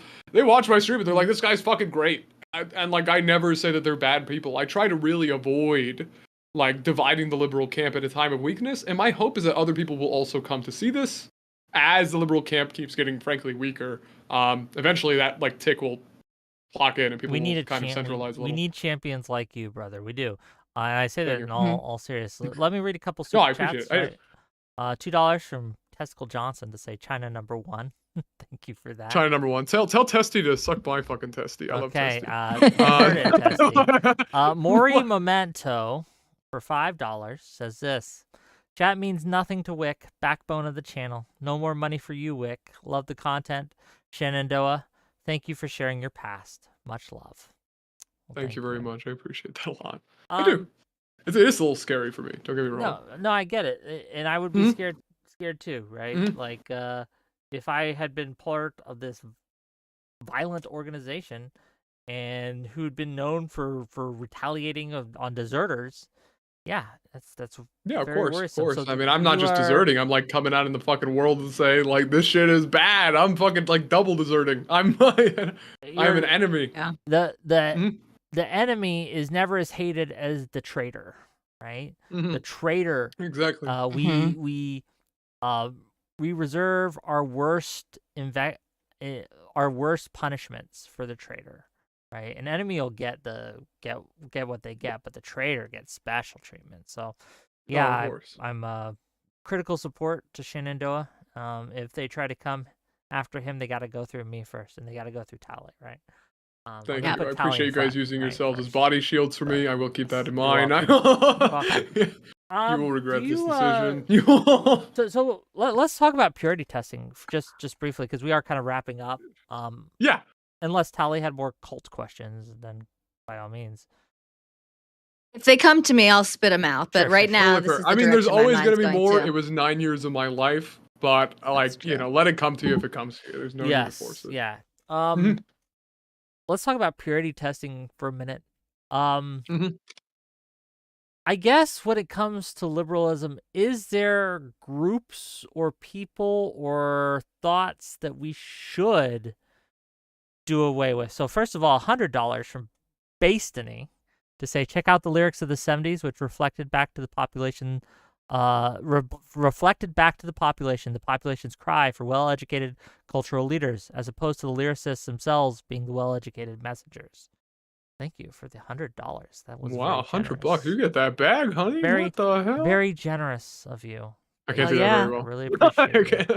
Um, but I do think that this tendency of celebrity worship on that note has weakened us, has weakened our Mhm. culture, right? It has weakened liberalism. It has weakened the message because people listen to Taylor Swift not for her music, but for her political opinions.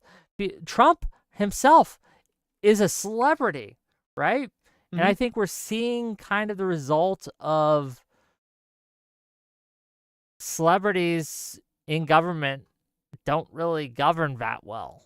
They're very poor at it. Surprisingly, no. I cannot fucking believe it that like a fucking like reality show guy doesn't actually do government that well. It's fucking weird.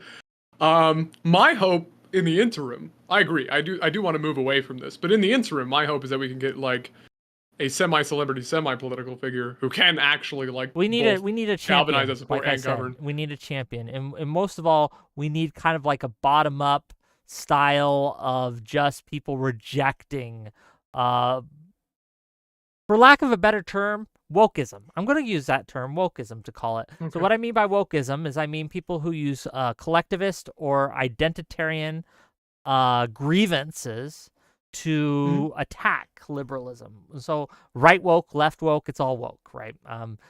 You might not like that definition, but that's the definition I'm going to use. I can roll. Been I it's never been care about coined. semantic The shit. the term's I been never coined do. by James Lindsay, right? And I see James Lindsay and others on the right pushing back against this kind of grievance culture that has kind of grown up.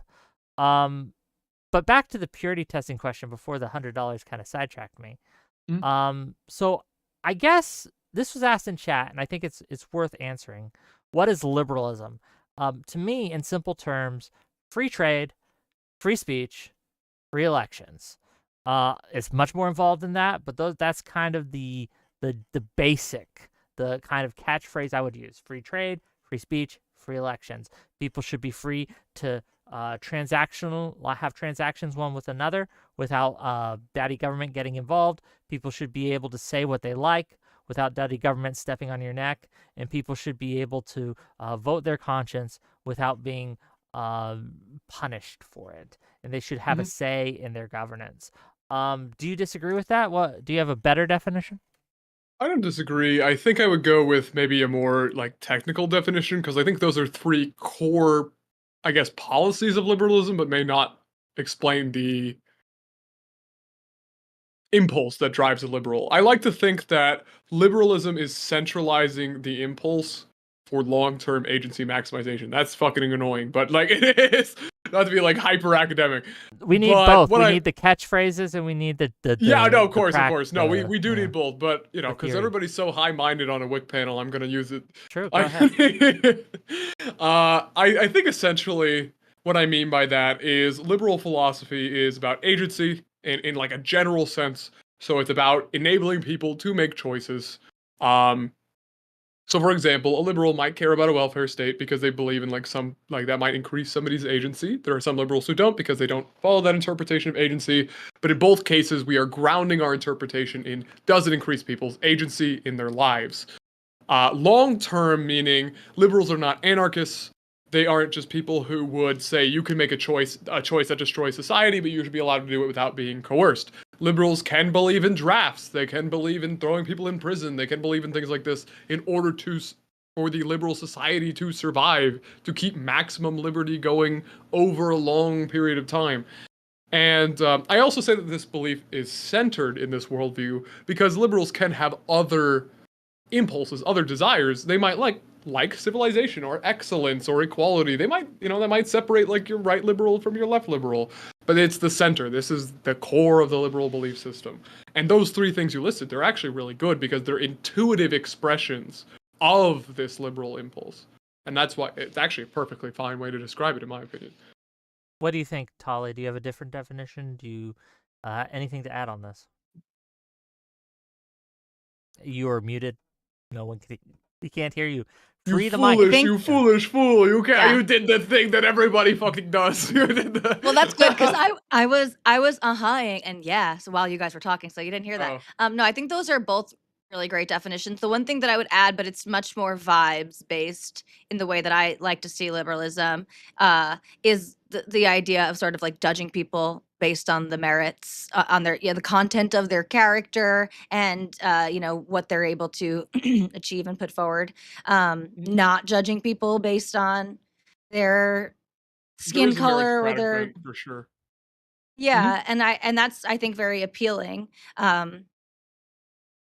and perhaps unifying, but I agree with Wik, and this again is unpopular to some people who are interested in reclaiming the liberal mantle.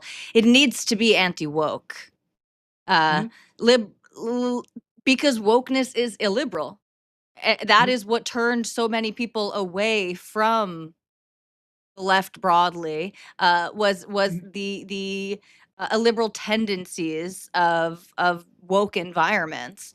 And so I do think that I don't think that and it's interesting because the people on the right who are sort of against liberalism and are pushing the sort of dissident right, their central claim is that like wokeness couldn't have happened without liberalism, that it was essentially an inevitability, that liberalism is the breeding ground for this type of stuff, as opposed to wokeness coming in conflict with liberalism and a fight sort of playing out in front of us. Well, here's the thing about that. They're not technically wrong. One of the things that liberalism does, it allows competing ideologies to exist within it because we don't feel like we need to crush dissent.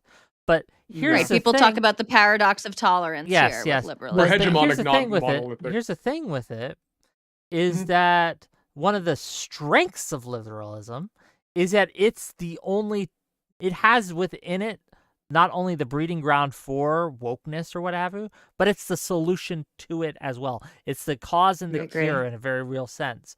Because that's what wokeism is. It's the opposition to liberalism. And again, using identitarian and collectivist kind of reasoning.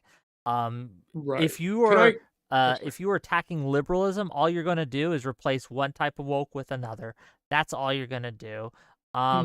So yes, freedom comes with a price, and one of the prices of freedom is a risk of bad ideologies becoming ascendant. It's just the cost of it. I, for one, am not willing to sacrifice my freedom because maybe a bad thing will happen because I'm free. Yeah, maybe. I think that's reasonable. But a bad thing will definitely happen if I'm not, right? Right. I agree with that. Yeah. Can you? Oh, sorry. I wanted to comment on the woke thing because I think I have maybe a more nuanced opinion because I do somewhat agree with you guys. So if we're talking, so we're defining woke, if I can remember, we're defining it as using group identity grievance politics, basically, where it's like, Collectivism, and I define it as collectivism or right. identitarianism, usually both, uh, and kind of a grievance kind of politics in order to attack and tear down liberal structures and liberalism. Can you do me a small favor? And I don't, and this isn't to pressure you, but it's more just like in order to respond fully. Can you further then define identitarianism and collectivism in So your view? identitarianism, Because a good I know example roughly, of that, but I need to a know. good example of that would be people who see. Here's one from today that I saw. A lot of people are mad because in the HBO Harry Potter TV show, the Mhm. Hermione Granger is being played by someone who is like tan skin, not even black, just like this. I was going I to don't say know, light brown. like light Yeah. brown skin, this little girl, and people are going crazy of that. Why are white cultures under attack? Whiteness is being genocided. We as white people need to come together. That's identitarianism. You're looking at your identity. I'm white. I'm a man. I'm a woman. I'm a this. I'm a that. And you are using that as kind of like a rallying point to say, well, we should do X, Y, or Z. Totally reasonable. Yeah, using So like a critical power analysis, right? It's yeah, using I get a you. group identity and some critical power analysis. I just wanted to make extra sure because we actually have talked about this on panels, but I didn't want to just like jump into it without like an extra level of thought. Hold on, I Soy wanted Pill, to if you disagree with that, come on in, right? Just jump No, backstage. don't let that motherfucker on this channel. Oh, This is sure. my fucking moment. Don't let Soy Pill on. Like fucking Mr. Pill, get the fuck off my show. I'm talking about me. Okay, never mind. But no, that's how we're This is defining only woke. for- It is woke. So. I'm actually fine with that definition. I think also, probably one of the reasons I'm fine with it is just because I see so many definitions of it. I know roughly what people are trying to point at, and I'm like kind of one of those people where like if I get it enough, we're fucking rolling. Like, you know what I mean? I'm never the kind of guy who's gonna like do a huge semantic argument unless I absolutely have to.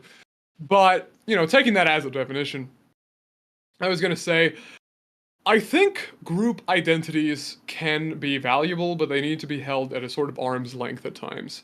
And I think the problem with identitarianism is that people will use these group identities and identify them, I guess, like if something happens to that group, you identify with them very strongly, and then we sort of lose the benefit of liberalism, which, as you said earlier, has a bit of a meritocratic bent and allows us to judge people as individuals. I also have issues sometimes with individual identity because I mentioned to you before, Wick, I've like converted to Buddhism as an adult. But, however, if we're in the realm of identity, which all people are, I think certainly we should start with the individual identity and then move out to group identities in sort of a cooperative individualist stance where the individual is the base and the group is like I guess sort of built upon that. I guess the reason I'm having this whole big thing is that I think woke people aren't like 100% wrong. Like identitarian people aren't 100% wrong. There is actually a point to understanding people in groups. There actually is a value to it. I think the problem is that they use this as a fixed reference point for all analysis in society and then want to restructure society around this one fixed reference point. It's the dogmatism that actually makes woke so extremely dangerous. Like we can talk about groups of people, we can talk about like systemic things that affect whole ethnicities or whatever. But if we can't step back from that and understand that people are also individuals at times, that's where we're going to get really lost. I hope that was useful. No, it was. I just didn't want to like. And again, remember, Yeah. it's not just identitarianism that's woke. It's not Mhm. just that. It's paired with, again, the tearing down of liberal structures, right? Saying, Right. well, because white people are under attack, we have to kick out the Browns. We can't let the Browns in here anymore. They're replacing us, right? So it's not just we'll use Jewish, right? We'll use Jewish as an identity. Oh no, not with me on the panel. Pick another one. No. Do it. Yeah, she's Jewish, so I can pick on her a little bit, right? Yeah. Her saying, "Well, I'm Jewish, and therefore anyone who's critical of Judaism or Israel shouldn't have a place in our colleges, and we're going to make sure that we don't even that we kick them out. We don't let them apply, and we make sure that they don't have a place here. That would be illiberal, and that would be a woke response. Does that make sense? Yes. No, it makes total sense. I guess my only contention was I do agree with not using groups as our fixed reference point because I do think this leads to illiberalism because essentially, yeah, you start thinking people as groups, you start to lose the individual, and when you start to Right. lose the individual, it's very easy for that to very quickly lead to like there are no rights Let other me, than what the group yeah. has, and the state is the Let greatest me group argue of them with my all. chat for a moment. Miha, restricting immigration is not woke. It is if you're doing it to protect your race or your collective identity, right? Yeah. I can recognize that, hey, there's some really good reasons to restrict immigration and have limits on immigration. But if you're doing it because you're worried about the whites being replaced, that's woke. Does that make sense? Yeah, I think Shenandoah, I'm with you. The big issue that I see is that the wokes on both sides of the spectrum here always try to make the group level point apply to the individual, and Yes, that and that is the fails mistake. time and time Yes. again. Yeah. And I think I agree with you. I think it's an interesting question about identity and like how there are questions both on the individual level and the societal level. So how good is it for the individual to have an identity be so salient and so powerful in their conception of themselves, and also what does this do on the societal level when everyone is living in Yeah. these with these sort of identities? But I'm Jewish, right? And I take my membership of that group, it's very seriously. It's very dear to me. It's a big part of who I am, even though I would never want anyone to only care about that thing about me. It's both the least interesting thing about me and a huge part of how I see myself and the way I view the Of world. course. Um, but I think another problem with like what Wick was saying of like, okay, I don't want anyone who criticizes, let's leave the Israel part out of it because that's like the obviously contentious. But even just saying anyone who criticizes Judaism or Jews or something like that, right? That should be censored. You should be kicked out for that reason.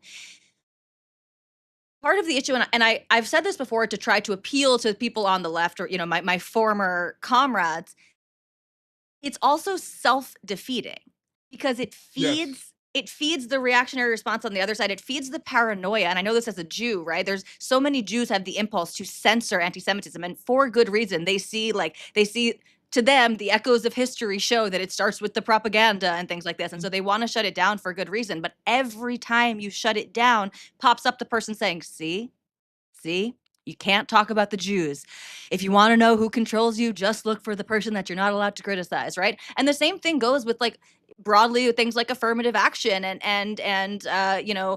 we hear it all the time, right? "Oh, DEI, if it was a woman, if it was a Black person, DEI is responsible. That's why this horrible thing happened." And it prevents people from knowing and trusting that this potentially and probably qualified, competent person got the job because they're qualified and competent. It breeds suspicion when we have this emphasis on groups and power, basically. When we try to structure everything like that, then the other people notice too, right? And there is just this obvious thing too that people, liberals, I would say, had been saying for many years, liberals in the anti-woke sort of heterodox space, which is, why do we want the anti-racism mantra is sort of like everyone needs to identify with with their race. White people, even if you're white passing, right? If you're Middle Eastern and you're in America, you're still white, and you need to own that label, right? Because race is this central construct. Why do we want a bunch of aggrieved white people thinking about themselves in terms of their whiteness? And we are just seeing this manifest, like Wick said, and in ways that I find a little silly. I know this will get me yelled at, but like it's not even a coherent group, it's like they The vagueness aspire is to a be like vague self-defense mechanism. Northern European, yeah, but they'll allow Yeah. in basically just anyone with Yeah. white skin, yeah, and the Hispanic. So it's I see it as toxic ultimately for the purported goals of the people who are participating in it. On the individual level, I think it's so toxic. When I was super woke, I was extremely paranoid, anxious, and depressed. When you're constantly looking for microaggressions and looking for the ways that everyone around you is against you, you'll find those things, and it makes you a less effective advocate for yourself and your people, and it just makes you sick. And I think obviously on a societal level, it's making us sick too. Right. It's making the culture very sick. I will also say, excuse me, let me collect my thoughts. This isn't a Jewish pun. A lot of people can't see past their own nose, and and they don't realize that what they put out into the world often will come back to them. I mean, we talk about this not just with like collectivist, identitarian politics or whatever, grievance politics, but also like with violence. I mean, you and I were both on that Hamas panel, and a lot of people were like, what are they supposed to do? They're supposed to be violent. And this is not to say that violence is always the wrong answer, but certainly people don't seem to think 2 steps ahead, where it's like, well, if I do this, then other people are also going to try to do this to me. A lot of the MAGA power base that we see is because it's a reaction to what I will call for this debate the woke excesses of the 2010s. So a lot of it is just like, oh, well, they're going to do this, so we're just going to do the same fucking thing right back at them. Grievance politics, as I said. It's people who a lot of people have revenge. been genuinely convinced that there will always be a racial hierarchy because they think that, like, oh, they're always just going to play against me. They're always just going to keep advocating for minorities to have more and more and more and more.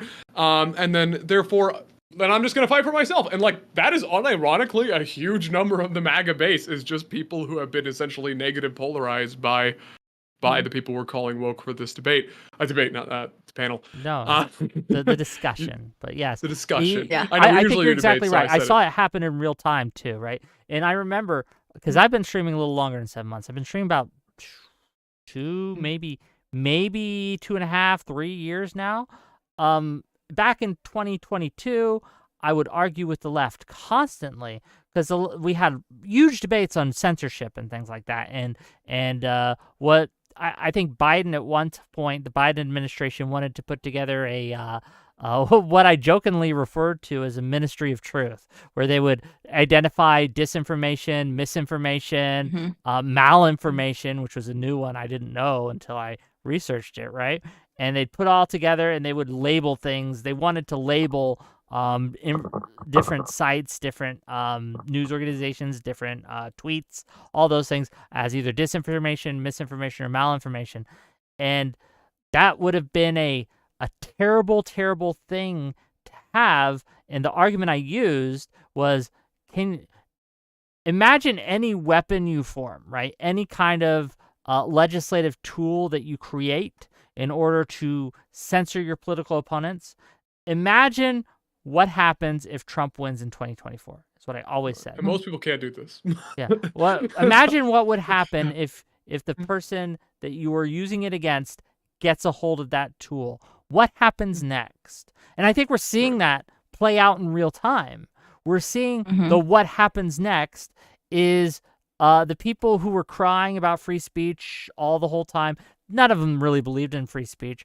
But unfortunately, the weapons, the culture, the tools that we fashion, both legislative and socially, in order to attack and deplatform people we didn't like, are being turned on us with glee, right? With glee. And we've made it easier for them to do. Like, of course. I firmly believe, had we not had the excesses we did during especially the 2016 era, right? 2014, 2015, 2016, to all the way up to, I think, culminating with the 2020s.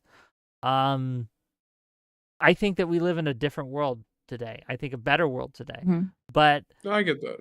I will say the excesses will always come. Hold on, Mary Mead Park for €5. Good chat, smiley face. Yeah, it's a good chat. Thank you for €5.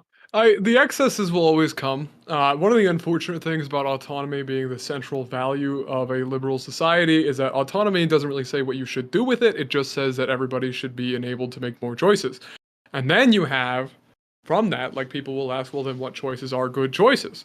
And that's kind of where you get like liberal progressives and liberal conservatives as like an internal division, because these are people who essentially think that like, oh, excellence is the choice that we should be going for, or equality is the choice we should be going for, which is, I would say, what motivates these two groups.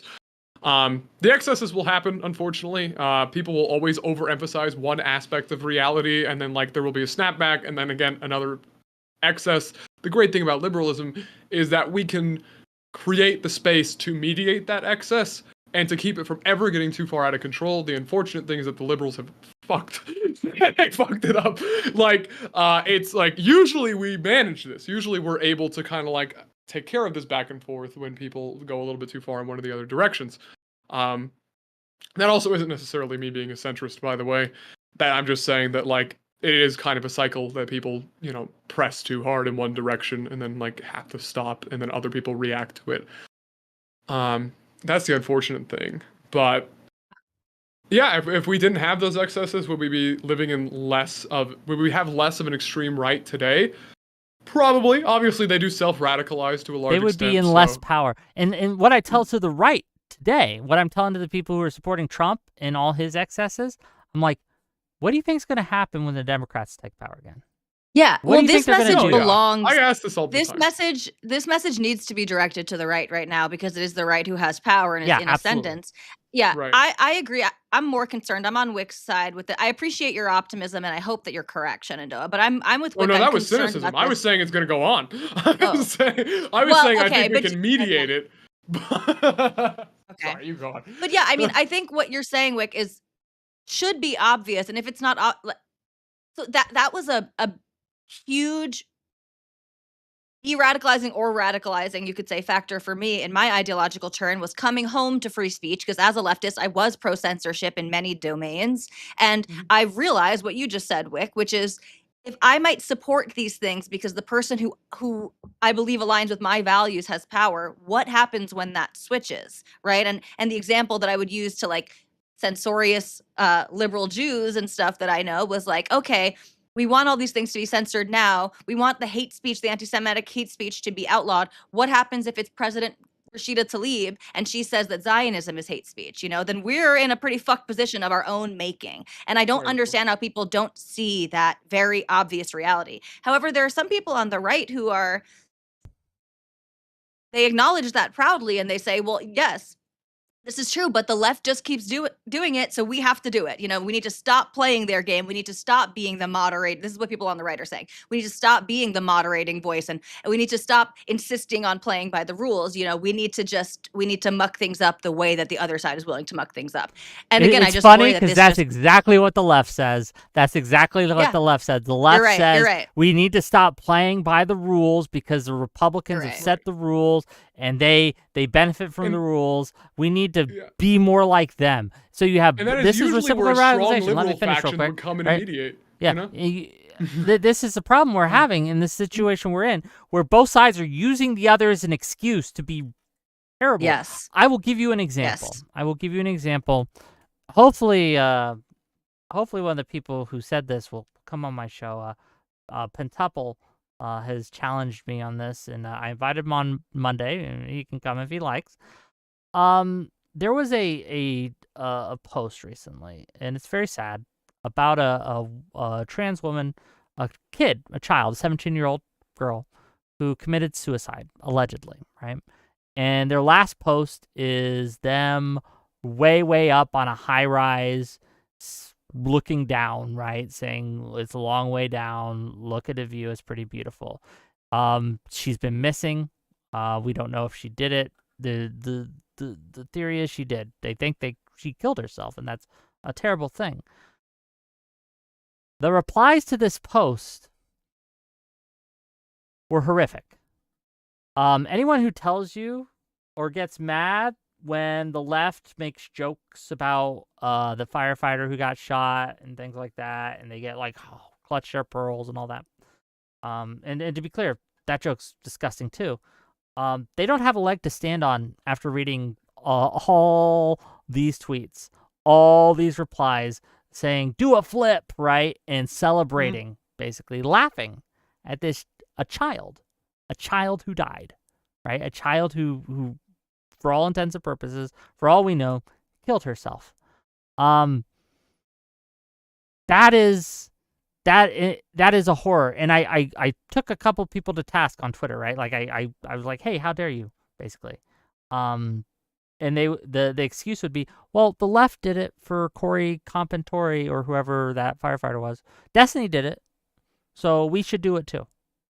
And this is kind of like the way of thinking of this group is their side's doing it, So that justifies us doing it. None of us are That side Christians on did this- it. I'm sorry. Let me run. So we can do it too. And that way of thinking is going to destroy us. I think that is the most dangerous way of thinking that I can think of, to destroy a nation, to destroy a people, to destroy a culture. It's a race to the bottom, and it's really, really. I am most worried about that. I get you. None of us are Christians on this panel, right? No. Okay, I thought not. Okay, what the fuck does that mean? Like, that's not a helpful answer. Okay, whatever. Anyways, my Go ahead. I point won't with be that- offended. No, it's okay. I was just gonna say, I'm not a Christian, but I will say one of the great things about the Christian ethic. And now this is fucking suicide to say on the internet. One of the great things about the Christian ethic is the ethic of forgiveness, and it's just from a pragmatic lens, whether or not you believe in the Bible, and I don't. It is certainly like an ethic that you need in your fucking society, and I am like lamenting at the fact that we do not seem to have it anymore. It fucking makes me sad. I think that's essentially like the encapsulation of what you're saying right now, is that we just seem to always want to go for an eye, and yeah, that really will make our country blind. One day, though, there is an exhaustion of this. It might be a long time, it might be my entire fucking life, but there is eventually an exhaustion of this endless cycle. It does happen. And I do believe, and I do hope that in that time, a stronger liberal movement will emerge and will be able to take its mantle once again and restore this republic to what it should have always been. That's my great hope. We can do that now. We can do that now, right? We don't have to wait for the cycle to stop. We can actively put our bodies and gears upon the bodies on the gears and the levers and make it stop. We can stand up for liberalism and fight it. No, I agree. Someone, Boy asked about an update on my boxing match. So, Yeah. gang, for those of you who don't know, Andrew Wilson, Big Papa Fascist, offered me $20,000 US to go 3 rounds with him in a boxing ring.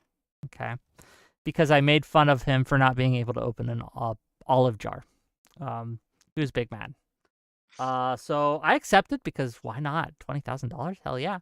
I set a date. I proposed a date, June 28th. I have not heard back. I am almost certain he's going to puss out. I almost certain he's going to back out, because, one, giving me $20,000 to fight him, even if he wins, he's out $20,000. And if he loses, you think that the pickle clip went viral?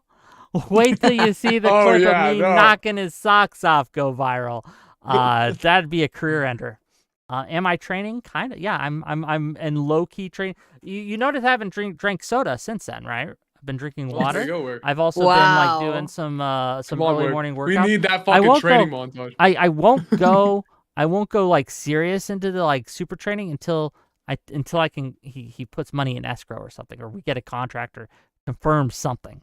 And I'm flexible on the date. If he wants to push it back, like if he needs more time to get in shape, okay, we can do that. But that answers your question. And $5 from Testicle Johnson say, Shen, you once said black fatigue. I thought everyone felt like that. I didn't know there was a word for that now. Could you elaborate? Wait, what the hell did you say I said? Black fatigue? Oh shit, what was this context? I hope I wasn't being racist. What? Okay, well, could you say the whole fucking super chat again? It's okay to be racist a little bit. Yeah, I Okay, Tali, what's the most racist thing you've ever done? Go ahead. Yeah, go for it. Oh, I have no idea. Go I have for no it. idea. I've never said the N-word. I'm a pure man. Oh, I've said the N-word. In fact, How many times? Do you sing along with the songs? Absolutely. I grew up listening to like exclusively R&B and hip hop and rap music. All of my like early concerts and stuff that I went to were Black artists. I was singing along. Never used it derogatorily, like against or to a Black person, but I used to use the term all of a sudden. And actually, it's an interesting, in my mind, kind of like cultural marker of like where things turned, because as far as I can tell, the last time that I used the word publicly, and I had it in like an Instagram caption, was, I want to say like the beginning of 2016, maybe. Um, and then I remembered making a very, very conscious decision to never not say the word, not sing along, and learn to like censor myself when I was singing. And also, I went back and like deleted it from any type of social media post that had ever happened.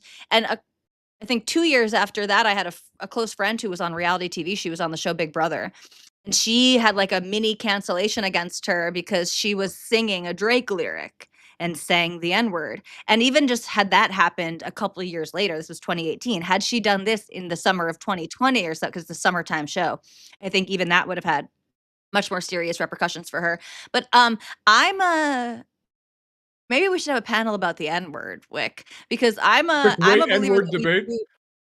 Yeah, I think we do need to destigmatize the mention of that word, not the use of that word. I don't want people, calling Black people the N-word, but I don't really know who it has helped that we've completely stigmatized the mention of that word. Um, and it sort of goes back to what I was saying with the like Jews need to be cautious of censorship because it feeds the paranoia against Jews. I think sort of the same thing goes with this. It feeds the, whether it's right or not, we don't have to like it, but I think it sort of seems true. It's feeding the resentment of a certain group of people who maybe don't hate Black people, but don't like that they're being told what they can or cannot say. And there's a similar essence of that in the trans and misgendering debate, which is there are, whether people want to believe it or not, there is a contingent of people who do not hate trans people at all, but will not be told what to say. And I think it is worth talking about stigma we have around. I agree. Honestly, I Maybe mean, I'll I set don't that know if up. Soy If Pill's people have still here, strong but opinions, reach out, I suppose. well, I mean, actually, specifically, I agree on not language policing. Gotta be careful about language policing, just because like people always chafe under it. It seems like the N word is one of the only things which we have successfully language policed. Almost absolutely nothing Yeah. else people tolerate it. Why do they want to say it so badly? Moon, I'm not the one. I don't want to say it. I'm not. I just $5 need to for make that Testicle clear. Johnson to say I was trolling. You never said that. Now I feel like a jerk. So cleared your name, Shenandoah. Cleared your Yeah, name. I'm pretty good at just Yeah. like taking it and just being like, what did I say? I gotta adjust. He was But like, "Uh-oh, did I do a racism?" yeah, my Um, bad. yeah. Are we done? Did Yeah, we have well, any more with cool questions? Uh, Oh, sorry. No, No, no, no, it's okay. please I go just on. thought we I were was getting at just the gonna, time. yeah. no. I think we're kind of wrapping up. Um. Mhm. Okay. Well, this has been fun. Before I let you kind of give your closing thoughts, and we'll let you have the last word. I do want to make a couple announcements. One, tomorrow at 6 p.m. Eastern, we're gonna have Charlie. We're gonna have Tash God of Fools. We're gonna have Admiral Gibbs, and we're gonna have one other person whose name escapes me at the moment. I forgive me. And we're gonna be talking about U.S. aid and foreign aid to different governments and things like that. Um, is that something we should do more of as the U.S.? Should the U.S. be funding more foreign countries? Why or why not? Uh, Thursday, we're going to have a little bit of a later show. It's going to be at 8 p.m. Eastern. We're going to be talking to P.F. Young. Me and Ryan are going to be talking, Ryan Mullally, are going to be talking to P.F. Young about woke right. Is it a real thing? So that should be a fun discussion. P.F. Young says it's not. I say it is, and we're going to discuss it. Fun fact, I was invited to go back on Tim Pool on Friday, but unfortunately, they invited me too late. I already scheduled things, I already planned things, so I can't. But I tossed the ball to someone else, and you guys will appreciate her. I will let her announce it, and I won't spoil her fun for that. But yeah, we got that set up for her, and hopefully that will be a great show. Should be good. Okay. That said, um, yeah, we'll see. I hope if Andrew still wants to box me, that he gets me more info, right? Like a venue and a time and a place. Okay, I'm going to give the mic to Tali, and then we're going to let Shenandoah have the last word. Tali, thoughts, and then to Shenandoah. I thought this conversation was awesome. I appreciate you taking us through the story. Hopefully, people will look into this group and find some more information on their own. I really like where the conversation went, the political pontificating that we all came around to, and I am really interested now in this question of like, how can we create a robust movement for classical liberalism, and what is that going to look like?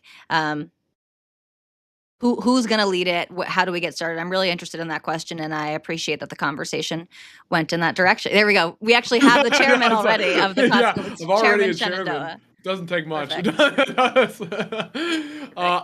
Was that the end of your statement? I didn't mean to That interrupt is, you. yeah. I appreciate both of you very much, and thank you all both so fucking much for having me.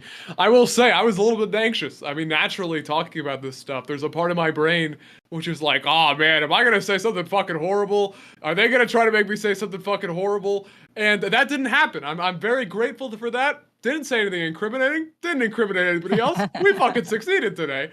I do enjoy talking about it, and I will say, on the matter of the CRCPUSA, I am a fearless man, and if they do retaliate against me for saying these things in public, I will proudly be the fucking liberal martyr of this century.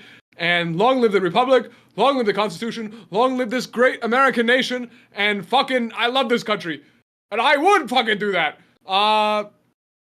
Anyway, that aside, the conversation was really fun. I talk about these subjects a lot on my streams all the time, and I just wanted to end this with, I do think PF Young is a dork, and I hope that panel is fun. And that's it. Okay. Thanks again, everyone. Are you going to be streaming after this, Chairman? Yeah, if you want to raid out I'll to me, raid you into totally you. can. I'm going to be answering some questions from chat because they've been asking me a lot and I haven't been able to respond. Cool. I'm trying to spell it right. Yeah, I know, it's long. I might change it. Hope I got it right. I think I did. We'll head into you. And gang, we'll see you tomorrow, 6 p.m. Eastern. It should be fun. Wave bye-bye, everyone. Bye-bye. Bye, everyone. Bye-bye. Thanks for having me. Okay. I'm going to hang up so I can do my stream. Bye-bye. Bye. Cool. Okay, let me end Hey. stream. Hold on.